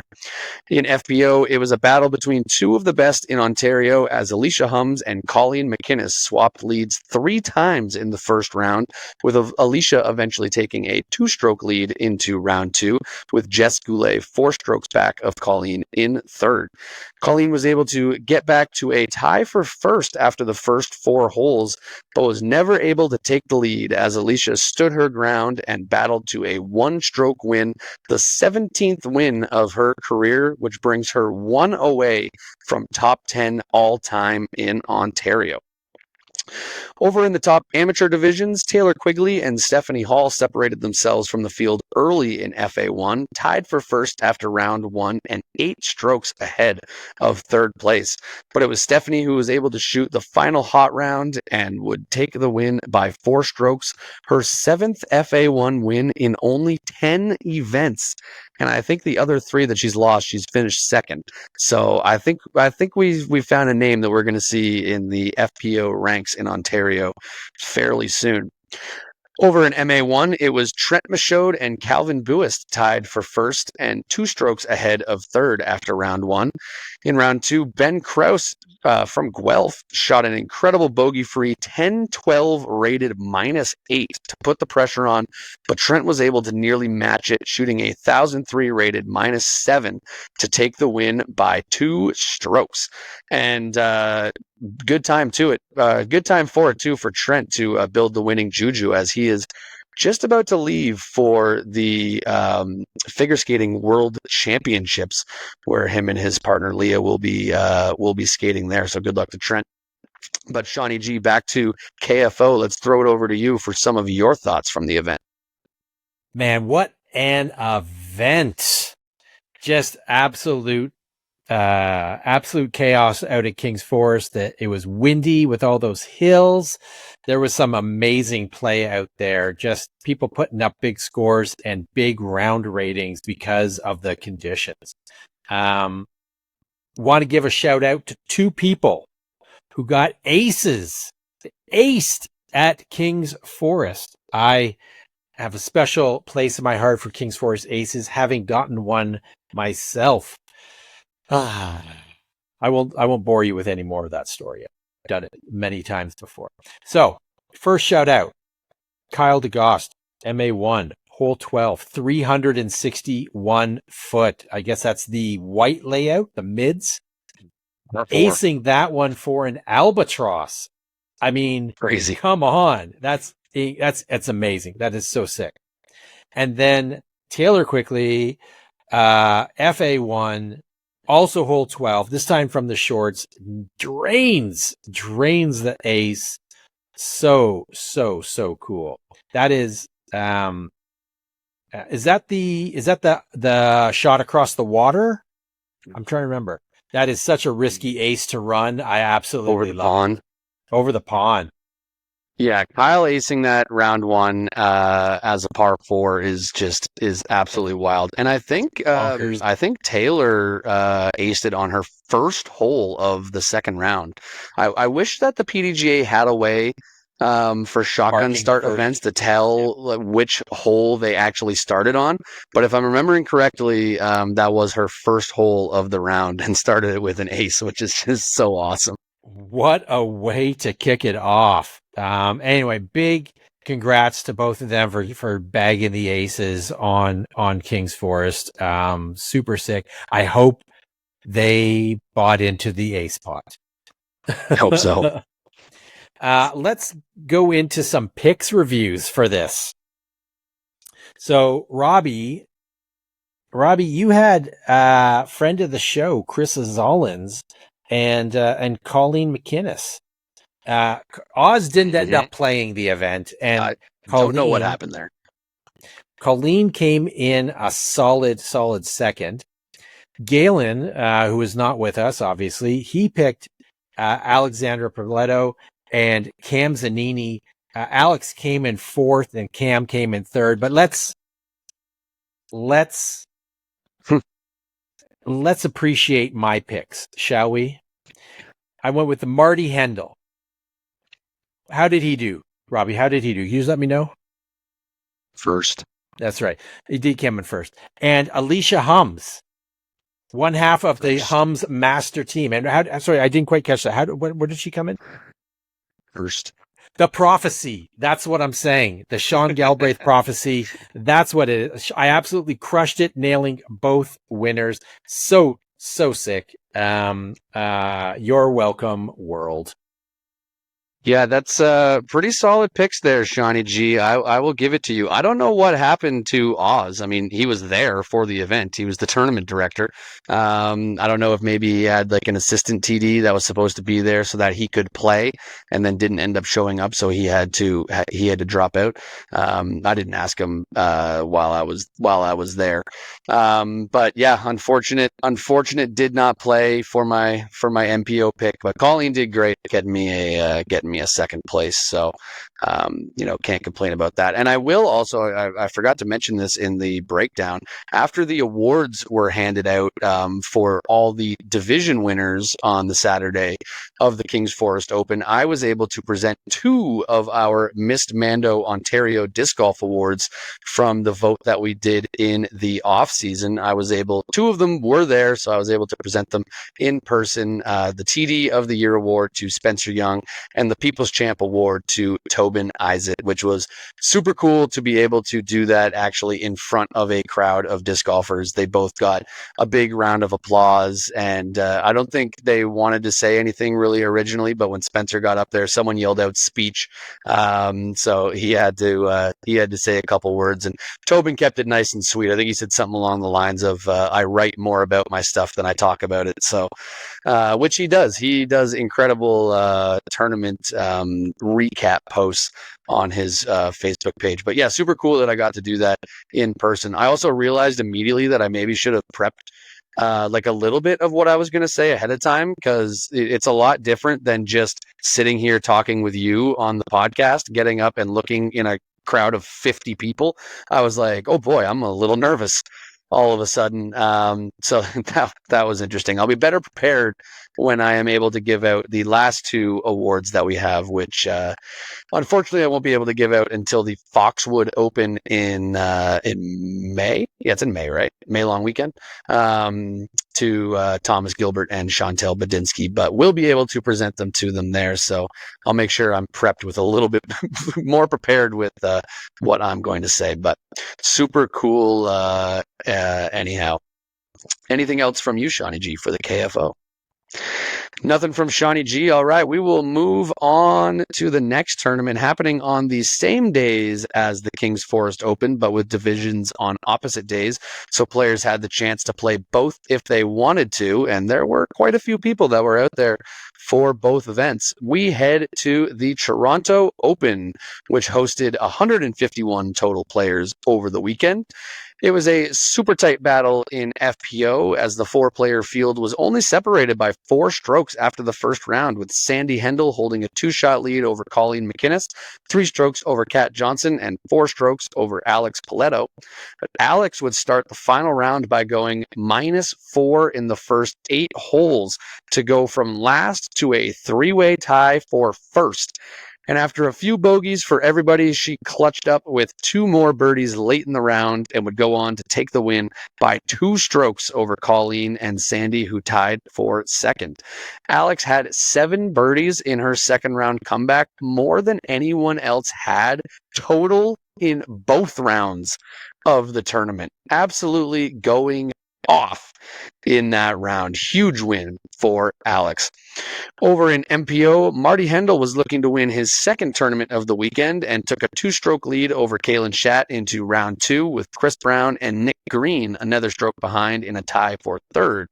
After both going -1 through 13 holes in round 2, Marty still held a 2-stroke lead over Kalan, but then 2 costly bogeys on 14 and 15 tied things up, and both would birdie 17 to go into the final hole in a tie.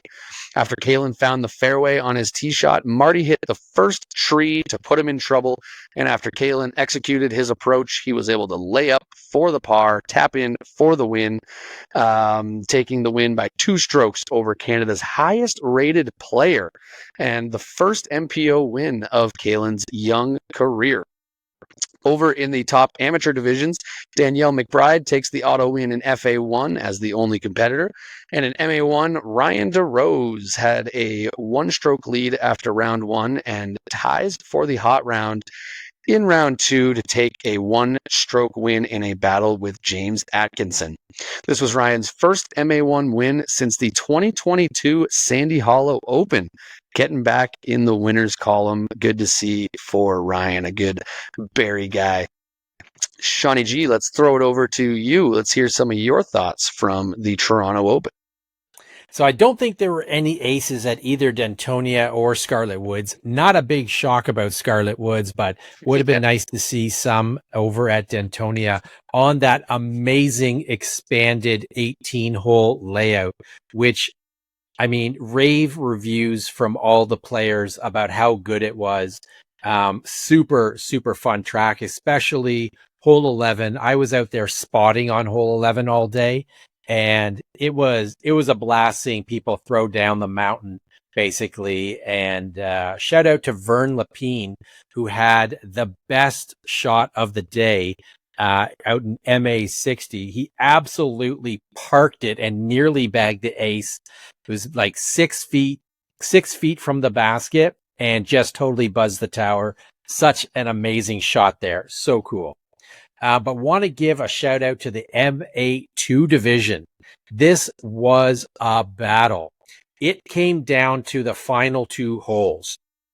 Good old 17 and 18, or normal Dentonia 8 and 9. So, tell you a story. Don Smith was on the chase card. And on hole 18, he absolutely parked hole 18. Like, he had a hit your head on the basket, drop in birdie. Michael Wilson chasing him down on the lead card.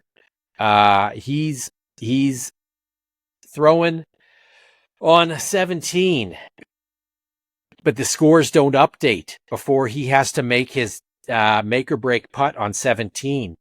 It's a long one. It's tough. It's a long one. Lays up.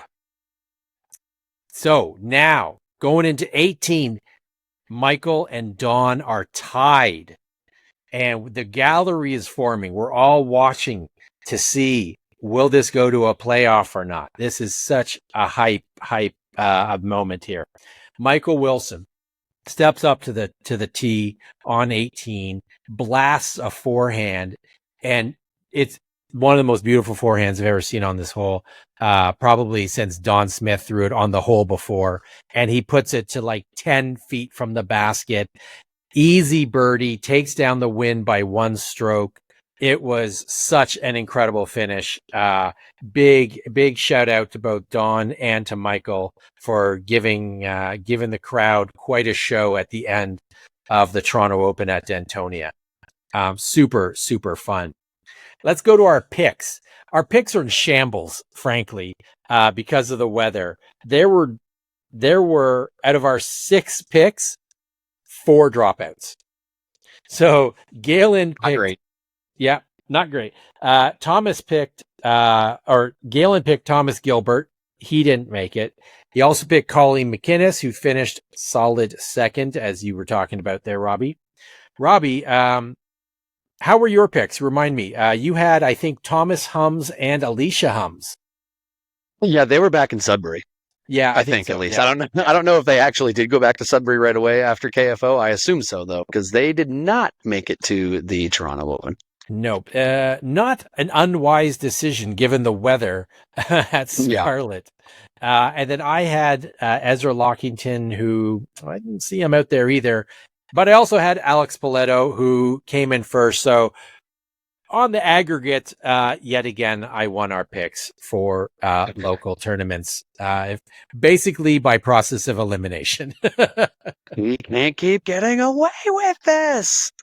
Yes, Luckily, it's only on the local side where we don't actually keep score from our picks, and our Pro Tour picks still going in my favor so far. Although we'll get to it a little bit for some of the picks coming up, and some rough ones. Yeah, unfortunately, a lot of dropouts there.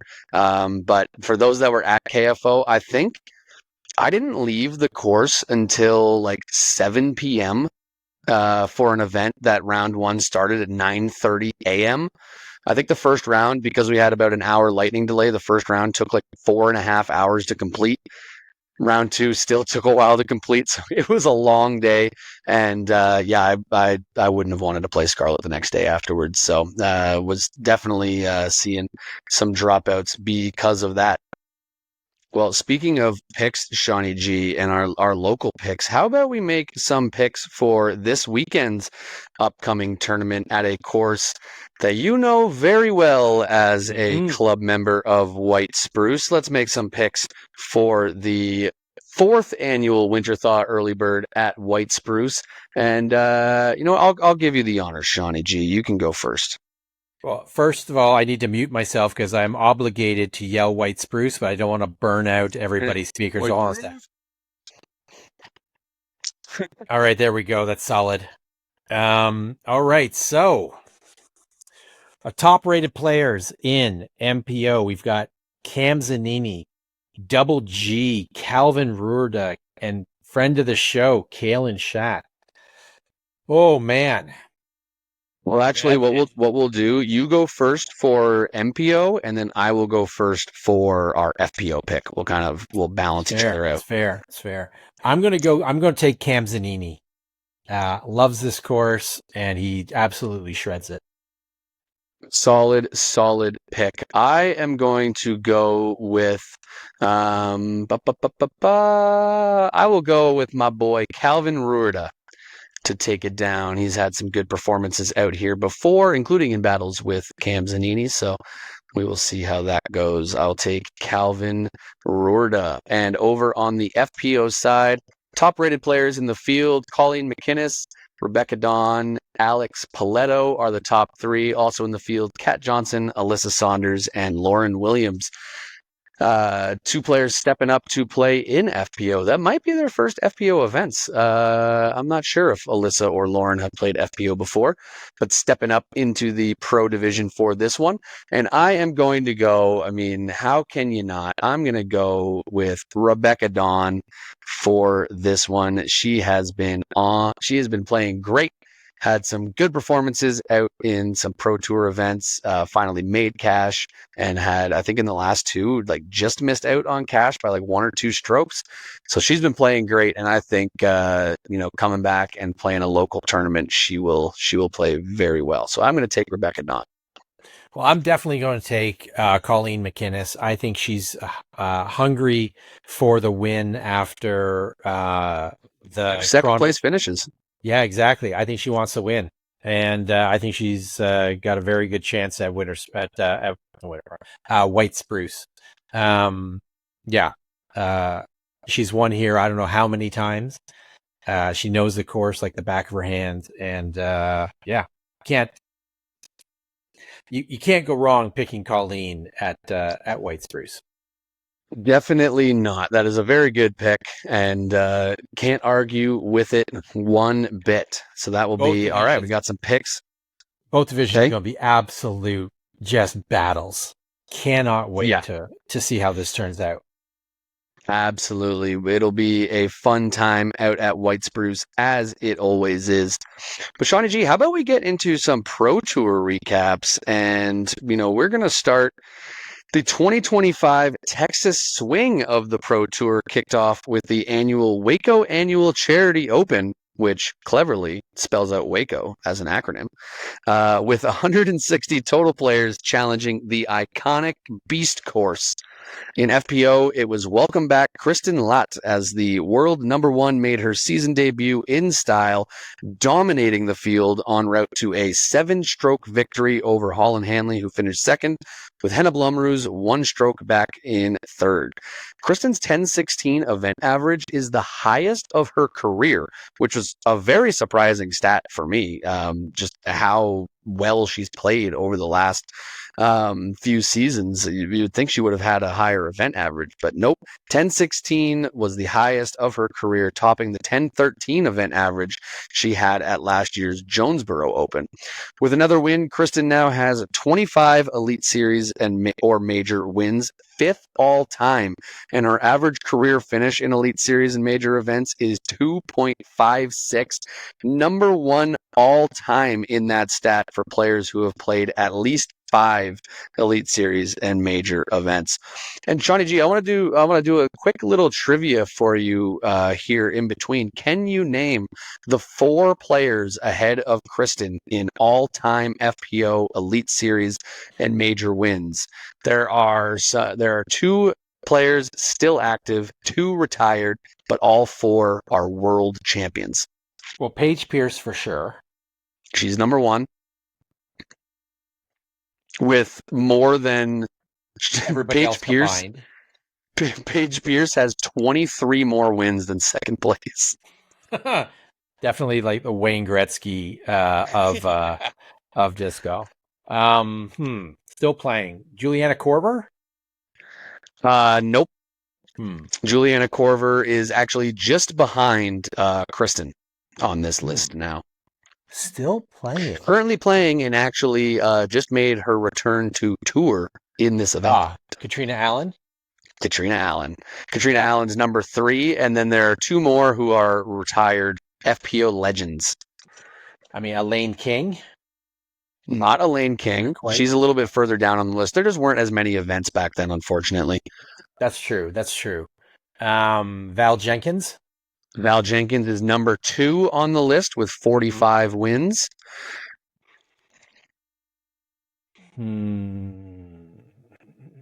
Would Des Redding be up there?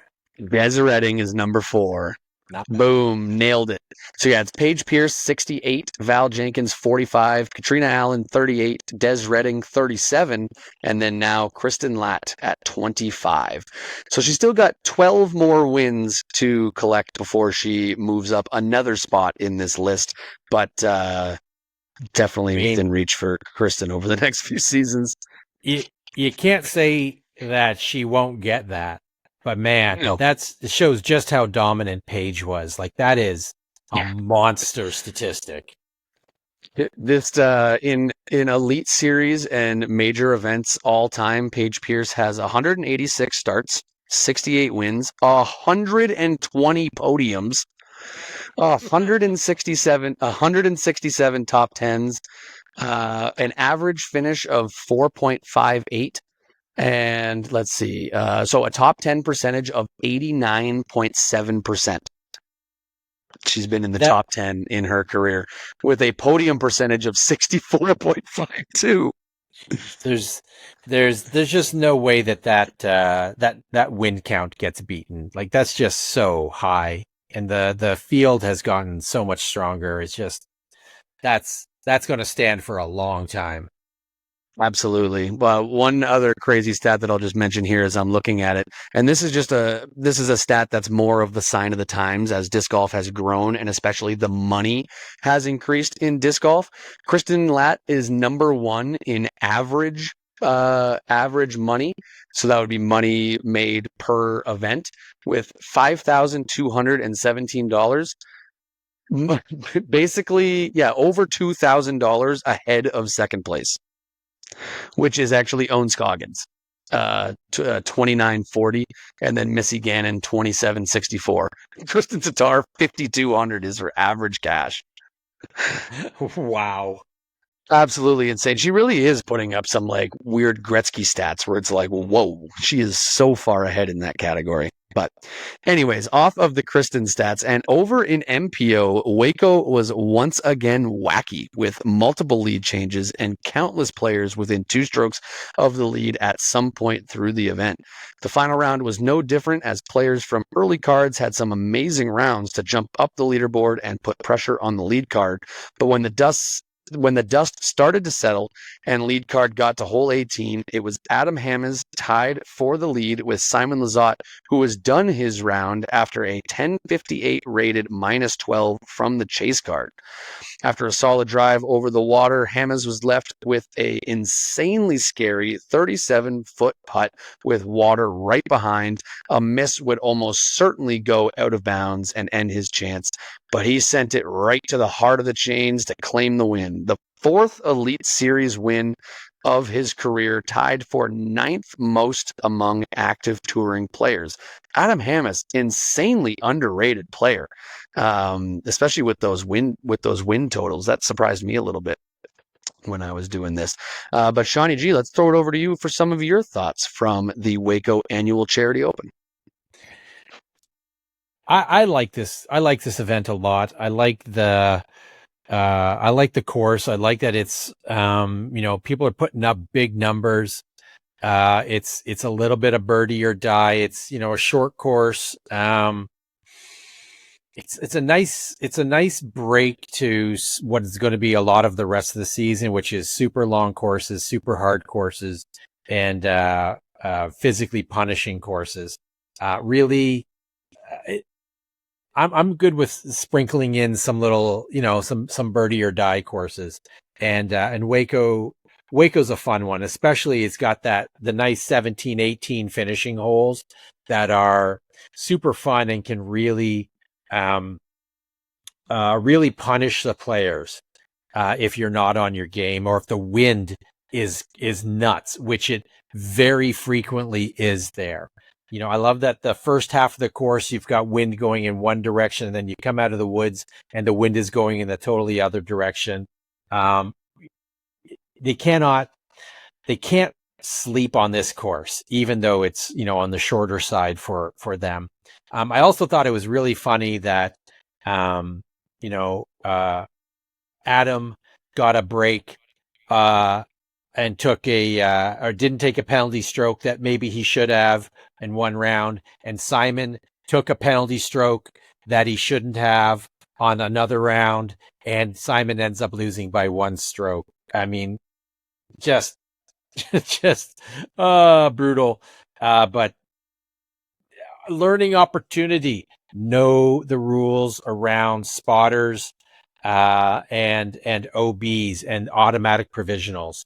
And he could have saved himself a stroke, possibly. But yeah, the Simon one was interesting because I originally heard that a spotter told him he was OB, so he played from the drop zone when he was actually inbounds. But that wasn't the case. The spotter told him that he was inbounds, and Simon just had like a brain fart or something, and like didn't think about it and went and played it incorrectly, anyways, as if it had gone out of OB, because he was so sure of the fact that he thought it went OB. So very interesting there. And the Adam Hammes one, it's impossible to tell on these camera angles exactly what it is. And if the card mates that are battling with him for a win are giving him the inbounds call, I don't think anybody on that card was like giving him the buddy benefit bounce. Yeah. and saying like, oh yeah, you're in. Like, these are guys that are battling for a pro tour win against each other. I don't think they're gonna give somebody an inbounds if they're not. So I didn't really think too much of that, but I think the combination of both of them happening, plus Simon being so damn popular, definitely made the internet explode a little bit after that. I agree. And also, I heard an interview with Jeff Spring. He said he was there. He's a tournament official. So even if the card said whatever, the tournament official made the call, and that overrules the card. So I have no complaints with that decision. It was a close one, but it was clearly made. But yeah, just funny the way that it all shook out in the end. And yeah, speaking of how they all shook out in the end, how did we do in our picks? Let's have a look. So, Robbie, you picked Kyle Klein, who came in 17th, and of course, Kristen Lott, who won it at first place, averaging 9th. I, on the other hand, had Ricky Wysocki, who came in, and I need to double check this. Did I see this 38th? Right. Ricky Wysocki in 38th place. That was unexpected. Ella Yeah. Hansen came in fourth, so I averaged 21st, 21. That's not particularly good. Galen had Chris Dickerson, who came in 30th. How? And Owen Scoggins, who put up a solid sixth. She's battling injury, so he averaged 18. So you absolutely took it down solidly with that, especially with that Kristen pick. Wacky Waco, man. Wacky Sometimes it's just weird out there. I mean, the entire leaderboard, like Nico LaCastro shot up the leaderboard at the end. Some other players that you don't see that often making it up. Waco is a great tournament. I think people are starting to come around on Waco and starting to like it a little more, especially as the Texas swing has gotten shortened. I think people were just sick of being in Texas for so long, watching Texas golf over and over again.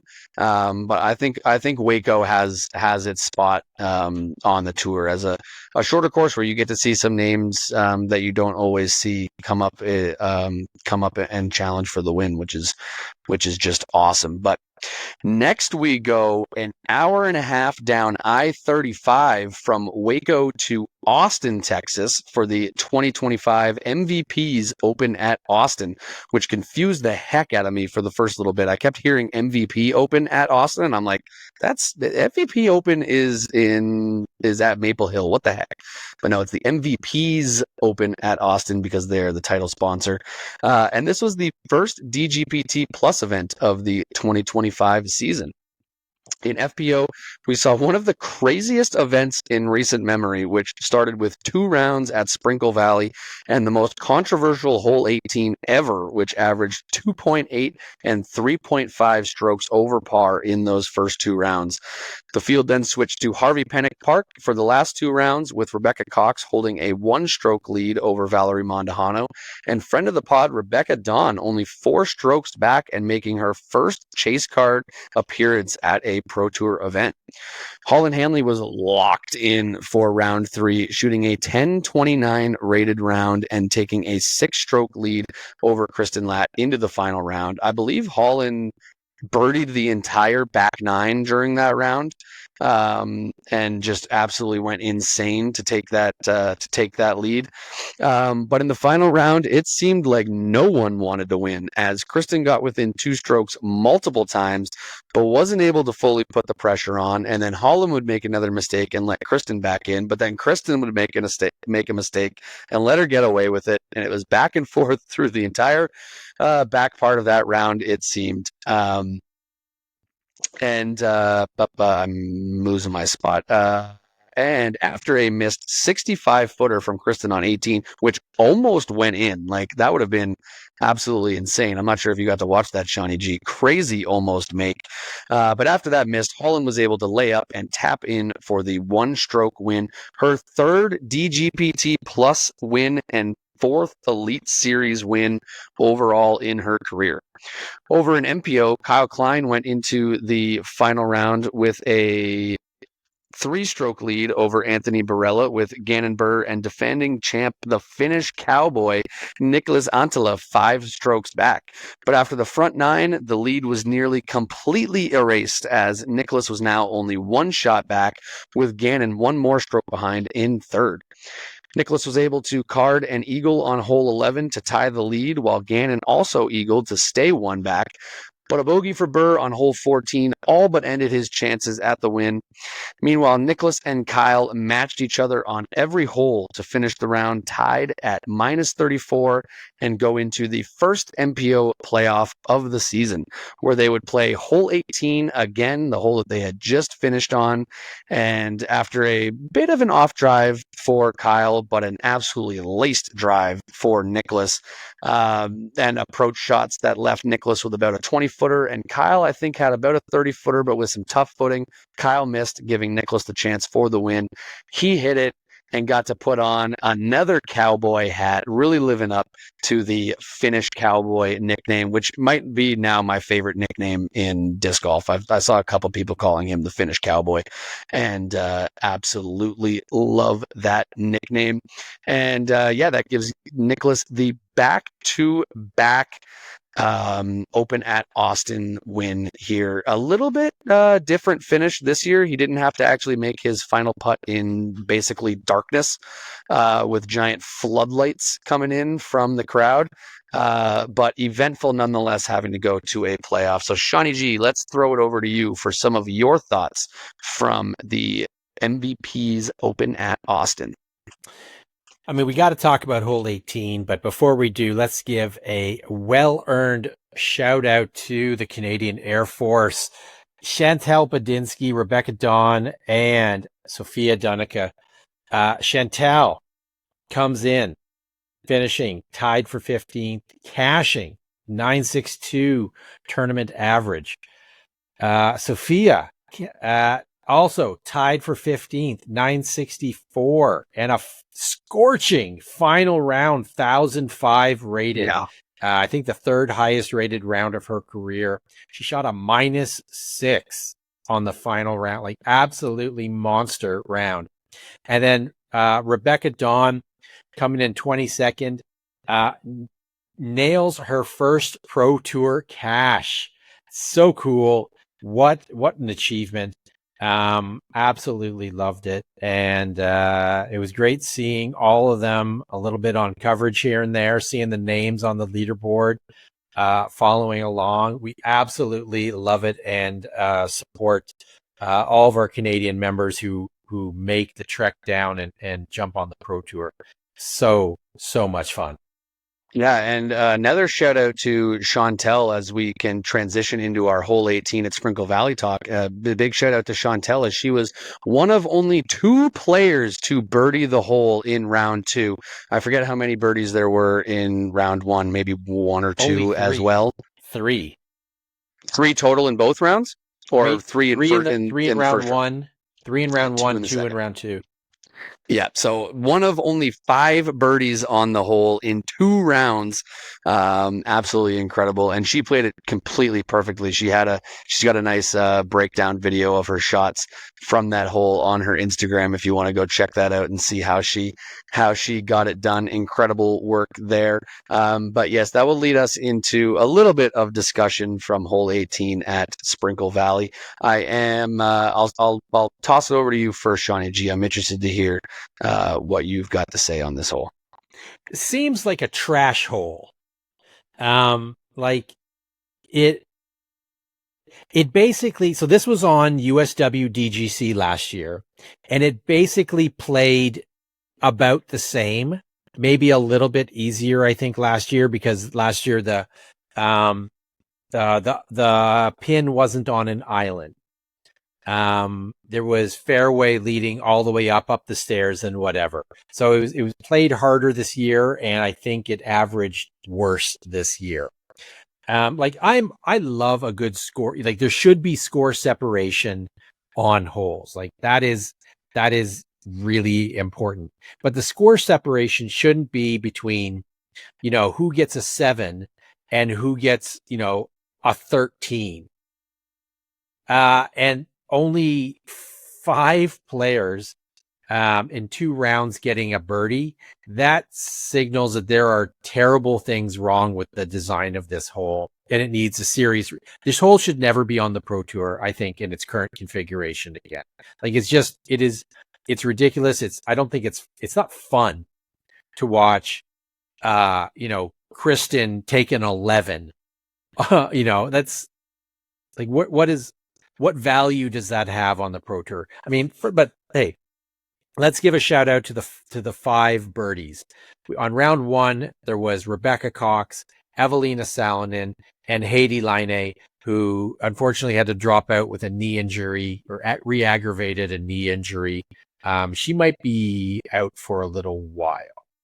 And then in round 2, Kat Murch and, of course, Chantal Badinsky taking down the birdie. Rebecca Dawn parred it, which, I mean, par feels like a birdie on this hole, and birdie feels like an eagle. This hole, it's absolutely ridiculous, and it should be deleted from the tour entirely. I don't know. What do you think? It's interesting. I mean, I definitely do not like the scoring average of it. Something is obviously wrong with the hole to average that much over par. But I mean, as a whole, I don't mind the hole in general. Like the tee shot is fine. The little weird sort of OB section in the middle of the fairway that's like after your first shot. So on your second shot, you'd be contending with, which Owen actually like skipped off the top of like a hay bale or something at one point and managed to stay in bounds, which was pretty cool. Not a huge fan of that little section. It kind of looks a little weird. But obviously, where a lot of people were getting in a ton of trouble was with the island green and the rules that they had there. And I think a lot of it could have been helped with some different rules on that hole. And I've read a few different opinions and listened to some people on it, and a couple of the good ideas that I heard that I thought would help, or at least would make the hole a little more interesting, would be number one, make that OB section between the layup area short of the toss to the green and the green, that whole OB section, make it a hazard.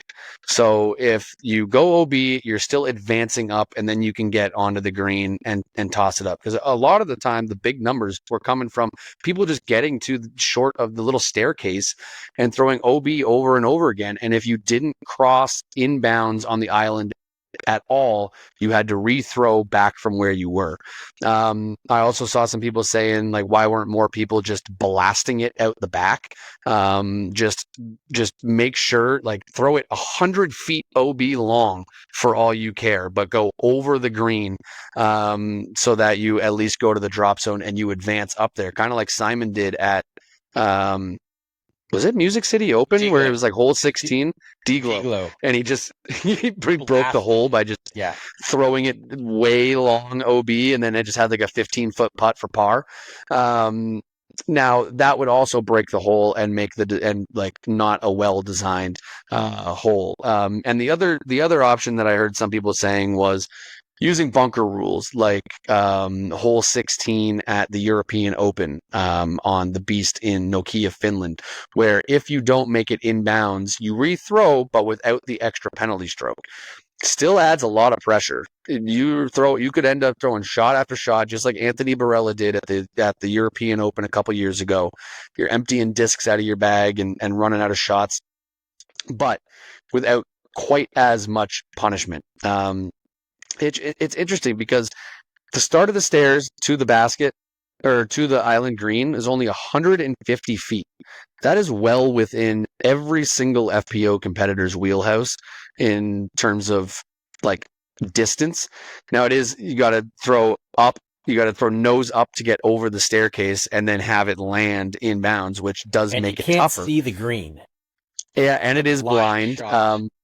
And the island was 40 feet by 40 feet, from what I heard, with the basket being about like 10 feet from the front edge, which definitely made those drop zone putts even harder. But some of the things that baffled me, well, I think the thing that baffled me most was watching Kristen in both rounds, where she made the same mistake over and over again, where, like I said, it's only 150 feet. She's throwing a sidearm where she's trying to throw something overstable, put it out on a lot of anhyzer and let it flex out, but it just kept flexing out too early, and she never made it over. And it was just baffling to me that the best player in the world can make that mistake over and over and over again.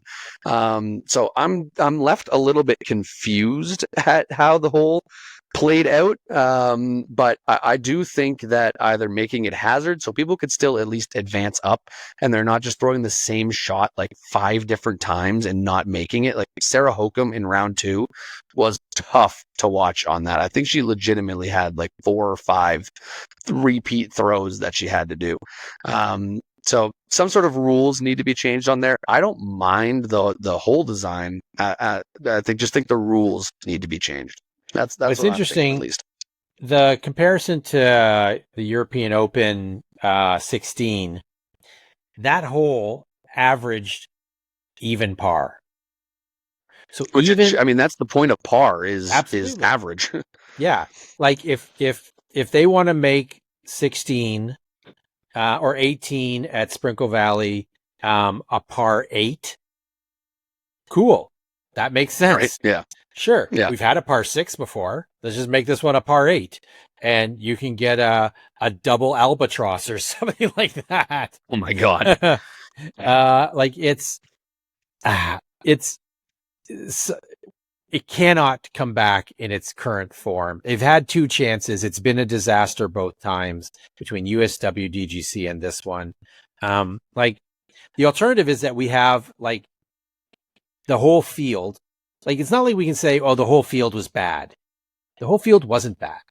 Kristen took an 11 on the first round. Mm-hmm. Like you can't say that she's just a a She took an subpar 11 player. and a 10 in the 2 Yeah. rounds. She Yeah. was +6 total on one hole. Yeah. Or no, what would Like that be? That's plus 11 total on one hole. yeah, 11. Yeah. Like it's not Yeah. like this is just some local pro or something, playing the tournament who got in or something. This is Kristen, right? Like, Mhm. do we want to The best design player a in the hole? world. Like you're basically training players over time to just lay up, and just like not push golf because the punishment is too high, and like there's no risk reward here. Like it's just all Unfortunately, you risk. can't really lay up because you have to, once you get to that spot before crossing over to the green, you have to make it at least over the green. Even Yeah. if you land OB, you have to at least make it, or you're going to be throwing from back where you are. So you have to run it. And I think that's where a lot of people got into trouble. And personally, I think the best thing in my mind would be to make all of that hazard. You then have, let's say somebody is, at the base of the stairs, they are throwing 4, so they're getting up there for birdie. They Mhm. throw OB. It's a hazard. They come up, let's say like one of Kristen's shots where it kind of hyzers out a little bit to the right, and doesn't cross over. Still would have like a bad area in there. Like who knows what kind of lie you would have, but you are at least getting way closer to the basket. So now she's through 4 penalty strokes. She's coming back for bogey. And I don't think the scores get nearly as high with that. Or how many people came up just in front of the island green and hit like the wood that is elevating it, and came down just short. If that happened, you would then have just a little 15-foot putt to then take your bogey instead of having to rethrow again. And if you miss that one, it's another 2 strokes because you're getting the throw and the penalty stroke. It just added up so fast for some players that something needs to be done with the ruling there for sure. The rules, I think, were the big problem, bigger than the actual design of the hole itself. Though it's not really a special hole. It's definitely not the best designed hole. But I don't think the design was really the big killer. I think more so the rules of that hole really added things up so quickly for a lot of players. I think the Pro Tour should basically have a policy that whatever the hardest hole on tour was that year, it doesn't matter which tournament, that hole should be changed, just as a matter of principle. It shouldn't be the hardest hole on tour 2 years in a row. No, definitely not. I mean, unless you're looking at like the hardest hole on tour being like averaging, a stroke and a half over par. Okay, some weather things happen time to time. Ideally, the hardest hole would average like a stroke over par for the Something like entire that. field as the Yeah. hardest hole in Yeah. the entire tour. But averaging 3.5 strokes over par Ridiculous. is absolutely insane. So Yeah. I know that there was, because I was listening to the Grip Lock podcast earlier. There was a Reddit post from I think the course designer or somebody with the tournament team, that had posted something on Reddit and then actually deleted it. But once you post something on the internet, it's never actually deleted. People screenshot everything, and they were basically talking about how they obviously want to have a challenge, but they don't want they don't want to just demoralize a player coming off the course. And we saw Kristen Tatar in literal tears on 11 on that hole as she was finishing out round 2. The number 1 player, best player in the world, in tears because this hole was just breaking her spirit at the end of her round. After a great round, too. I think she took a +5 on that hole and finished at even par or +1. Like, she was under par, and then hole 18 just totally destroyed her. And she shot +11 on one hole and lost by 2 strokes. If she just takes par on that hole in both rounds, she wins by 9 strokes. Like, Of what value? One hole should not be that big of a difference. I agree. Moving on, let's talk about our picks. So, yeah. Missing show host Galen, he picked Calvin Heimberg, who came in 10th, and Owen Scoggins, who had another amazing tournament, coming in 3rd. He averaged 6.5. Robbie, you had Gannon Burr with a solid 3rd. Missy Gannon, She won USWDGC on this course last year. Yeah. It did not go as well this year. No, 23rd, averaging 13. And then I had a pretty solid pick. I had Ezra Robinson coming in 4th, and then Kristen Lott coming in 2nd, averaging 3. Ezra Robinson with a huge second or final round comeback, where he tied the hot round, which was also a tie of the course record, -12. And I think he parred the last 4 holes, so he could have ended up at even better than that, but was just on a tear early on to rise up in the leaderboard and get you that nice fourth place finish there and continue a wicked start to the season for Ezra Robinson. I mean, he is having a fantastic start to the year so far. All right, Shawnee G, let's move on to some Pro Tour previews. We've only got one coming up over the next 2 weeks before our next show, so let's throw it on over to you. This coming weekend is a break in the Pro Tour. It is the Go Throw event at Persimmon Ridge. So there's no coverage of that. There's some post-pro coverage. But the week after that, we're going to Tennessee.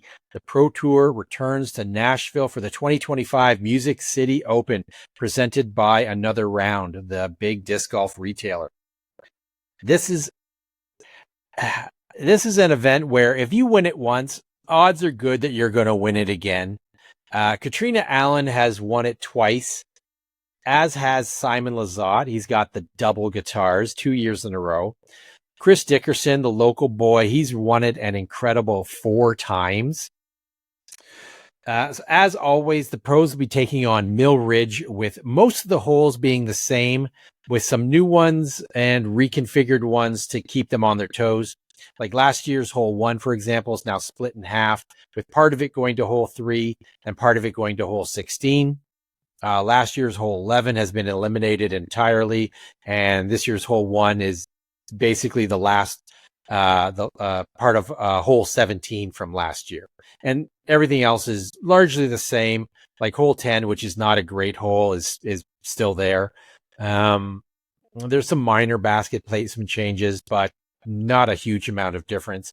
Overall, the course is 271 feet shorter for MPO and 393 feet shorter for FPO.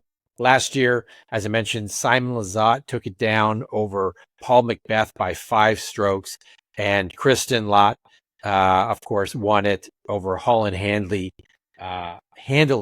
by 4 strokes. Robbie, let's go to you for our picks, and if you have any thoughts about the MCO. Yeah, but I was just looking at past champions here, and I realized that both of the defending champions are 2-time defending champions. Simon winning it the past 2 years, and Kristen winning it the past 2 years. Other than that, I don't really have much to add. And it's actually your turn to pick first, Shawnee G. We were going to do, because we kind of change up the order that we pick in each week, and it should have been Sean, Galen, Robbie. But with Galen not here, we will do Sean and then myself. And we will get Galen to let us know his picks so we can put them in and keep track of them in our little spreadsheet that I've got going on tracking our picks through the whole season. So Shawnee G, let's throw it to you to kick it off. And we'll just give Galen picks, I think, because he's not here and he hasn't told us what he can still make his own. He'll message us back at some point. We'll see. I was hoping he would have already, but he hasn't. So I'll go with the three-peat. I think 2 guitars is not enough for Simon Lizotte. I think he's going to want yet another Gibson. I don't know which model they're going to give this year. They've given out the SG. They've given out Les Paul. I'm curious what they're going to give out this year. And for FPO, what the hell? Let's go wild. And she hasn't played a Pro Tour event yet this year, but she's going to come off the bench, ice cold, take it down, putting down the Fortnite. Give me Haley King. She's finished 4th. She knows the course. Who cares? These things don't matter. Give me Haley King. Absolutely wild pick. But apparently, Fortnite might not be the problem with Haley, because I don't know if you heard, but Nicholas Antala gave a shout out to his Fortnite buddies during his winner's speech at the Open at Austin. He shout out his friends, family, his girlfriend, and my Fortnite buddies was basically the way he worded it. Absolutely hilarious. But that's a wild pick. I'm going to start with my FPO pick, and if you've been paying attention to the show, you know who I'm going to pick, because I told her that I was going to pick her when we had her on for an interview, and I truly believe that this is the year that she can take it down. She has done fantastic here in the past, and I'm going with Macy Veladiez for my FPO pick. And on the I definitely am confident in Macy going into this event. She played great at Florida. And on the MPO side, I usually do a little more looking into this beforehand to see who's played well here over the last little bit. I know Chris Dickerson has multiple wins here, but he just hasn't played good this season so far. So, you know what? I am actually going to go. I don't think he's won this yet, but you said he finished 2nd place last year in a season where he didn't have his best year, and he is playing much better so far this season. So I'm going to go with Paul Macbeth. Yeah, solid pick. Let's go. He's having a P. McBee. Come on, it's Paul Macbeth. He's played great so far this year. Yes, he's having a great year. He had a great second half of last year. He's going to keep that train a chugging along, and I think it's a solid pick. Solid bounce back season for Paul so far, with a 3rd place finish in Florida, 11th at WACO, and 7th at the Open at Austin. And that 11th at WACO, he was actually tied for the lead in the last round, and then lost a couple strokes. And because the leaderboard was so freaking jam packed with everybody, 2 strokes would drop you 8 spots. So he was very close to actually being in that one. So the 11th doesn't sound as good as it actually was, but yeah, I'm going to go with Paul Macbeth and Macy Veladiez. We're going to put in a couple placeholder picks for Galen in case he just decides not to give us his picks for this event. So, I've gazed into my crystal ball, and Galen has made bold predictions on MPO. He is going with Asheville local pro Hunter Embler, rated a whopping 973. Let's go. It's higher rated than both of us.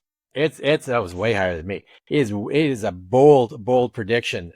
Solid pick. And over in FPO, the crystal ball tells me that Galen has picked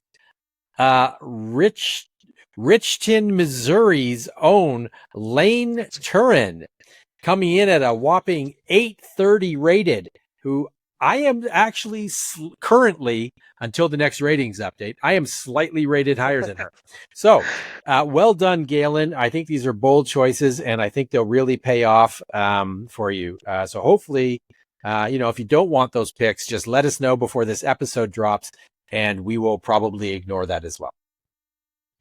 As a bold move, Cotton. We'll see if it works out for him. Absolutely. Very, very bold. Yes, so there's our picks for the Music City Open. Very much looking forward to watching that event, seeing how it plays out.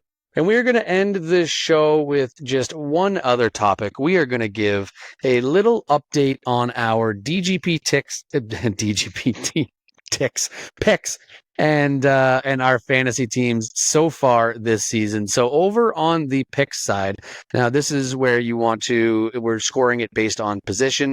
You want to get as low a score as possible. So I currently have the lead at 51. Sean, you are in second at 61, and Galen is just behind you at 63. So all in all, pretty darn close there. The last two events didn't go as well for me. I had some bigger numbers than I wanted. So we are getting neck and neck there. Now over on the fantasy team side, I'm also leading there. I've got 26 points. And just a reminder, so this is being scored as 5 points for a win, 3 points for a podium, 1 point for a top 10, and FPO, it's -1 point for outside top 20. And on MPO, -1 point for outside top 32, which is the cut line for the Pro Tour Finals. That's how we did those numbers. So yes, I have 26 points. Sean, you have 23. Just nipping at my heels. And Galen currently has 13, he had an amazing job at the Open at Austin. I believe he had like 2 points going into the Open at Austin and now has 13.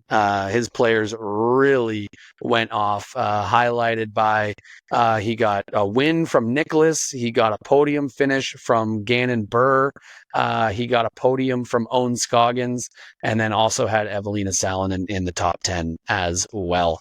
So good job from Galen's team there. Finally showing some life, although it doesn't help when I think he's got like at least 2 players on his team that aren't really touring at all this year. So maybe not the best start for Galen, but we're going to revisit our teams at some point this season, maybe do a little waiver wire swap or something like that, but we're going to figure that out later. So that's where we are for our picks and fantasy teams so far. Shawnee G, we've got a battle, first and second in both of them. Absolutely. Duking it out. You love this part of the season where it's fun to see where this is going to go. I'm pretty happy with my pick. Yeah, I mean, I've been liking the look of my team too. Paul Macbeth and Katrina Allen as my wild card picks are both working out pretty well for me so far. So we will see how that goes. But that is going to do it for us here on Missed Mando. Thank you so much to everybody for tuning in. Probably one person. Sean always likes to say we've got one listener. So thank you to our listener for tuning in. Thank you once again to Rebecca Dawn and Kalan Schat for joining for an interview. For Sean Galbraith, I'm Robbie Holden, and we will see ya on the course.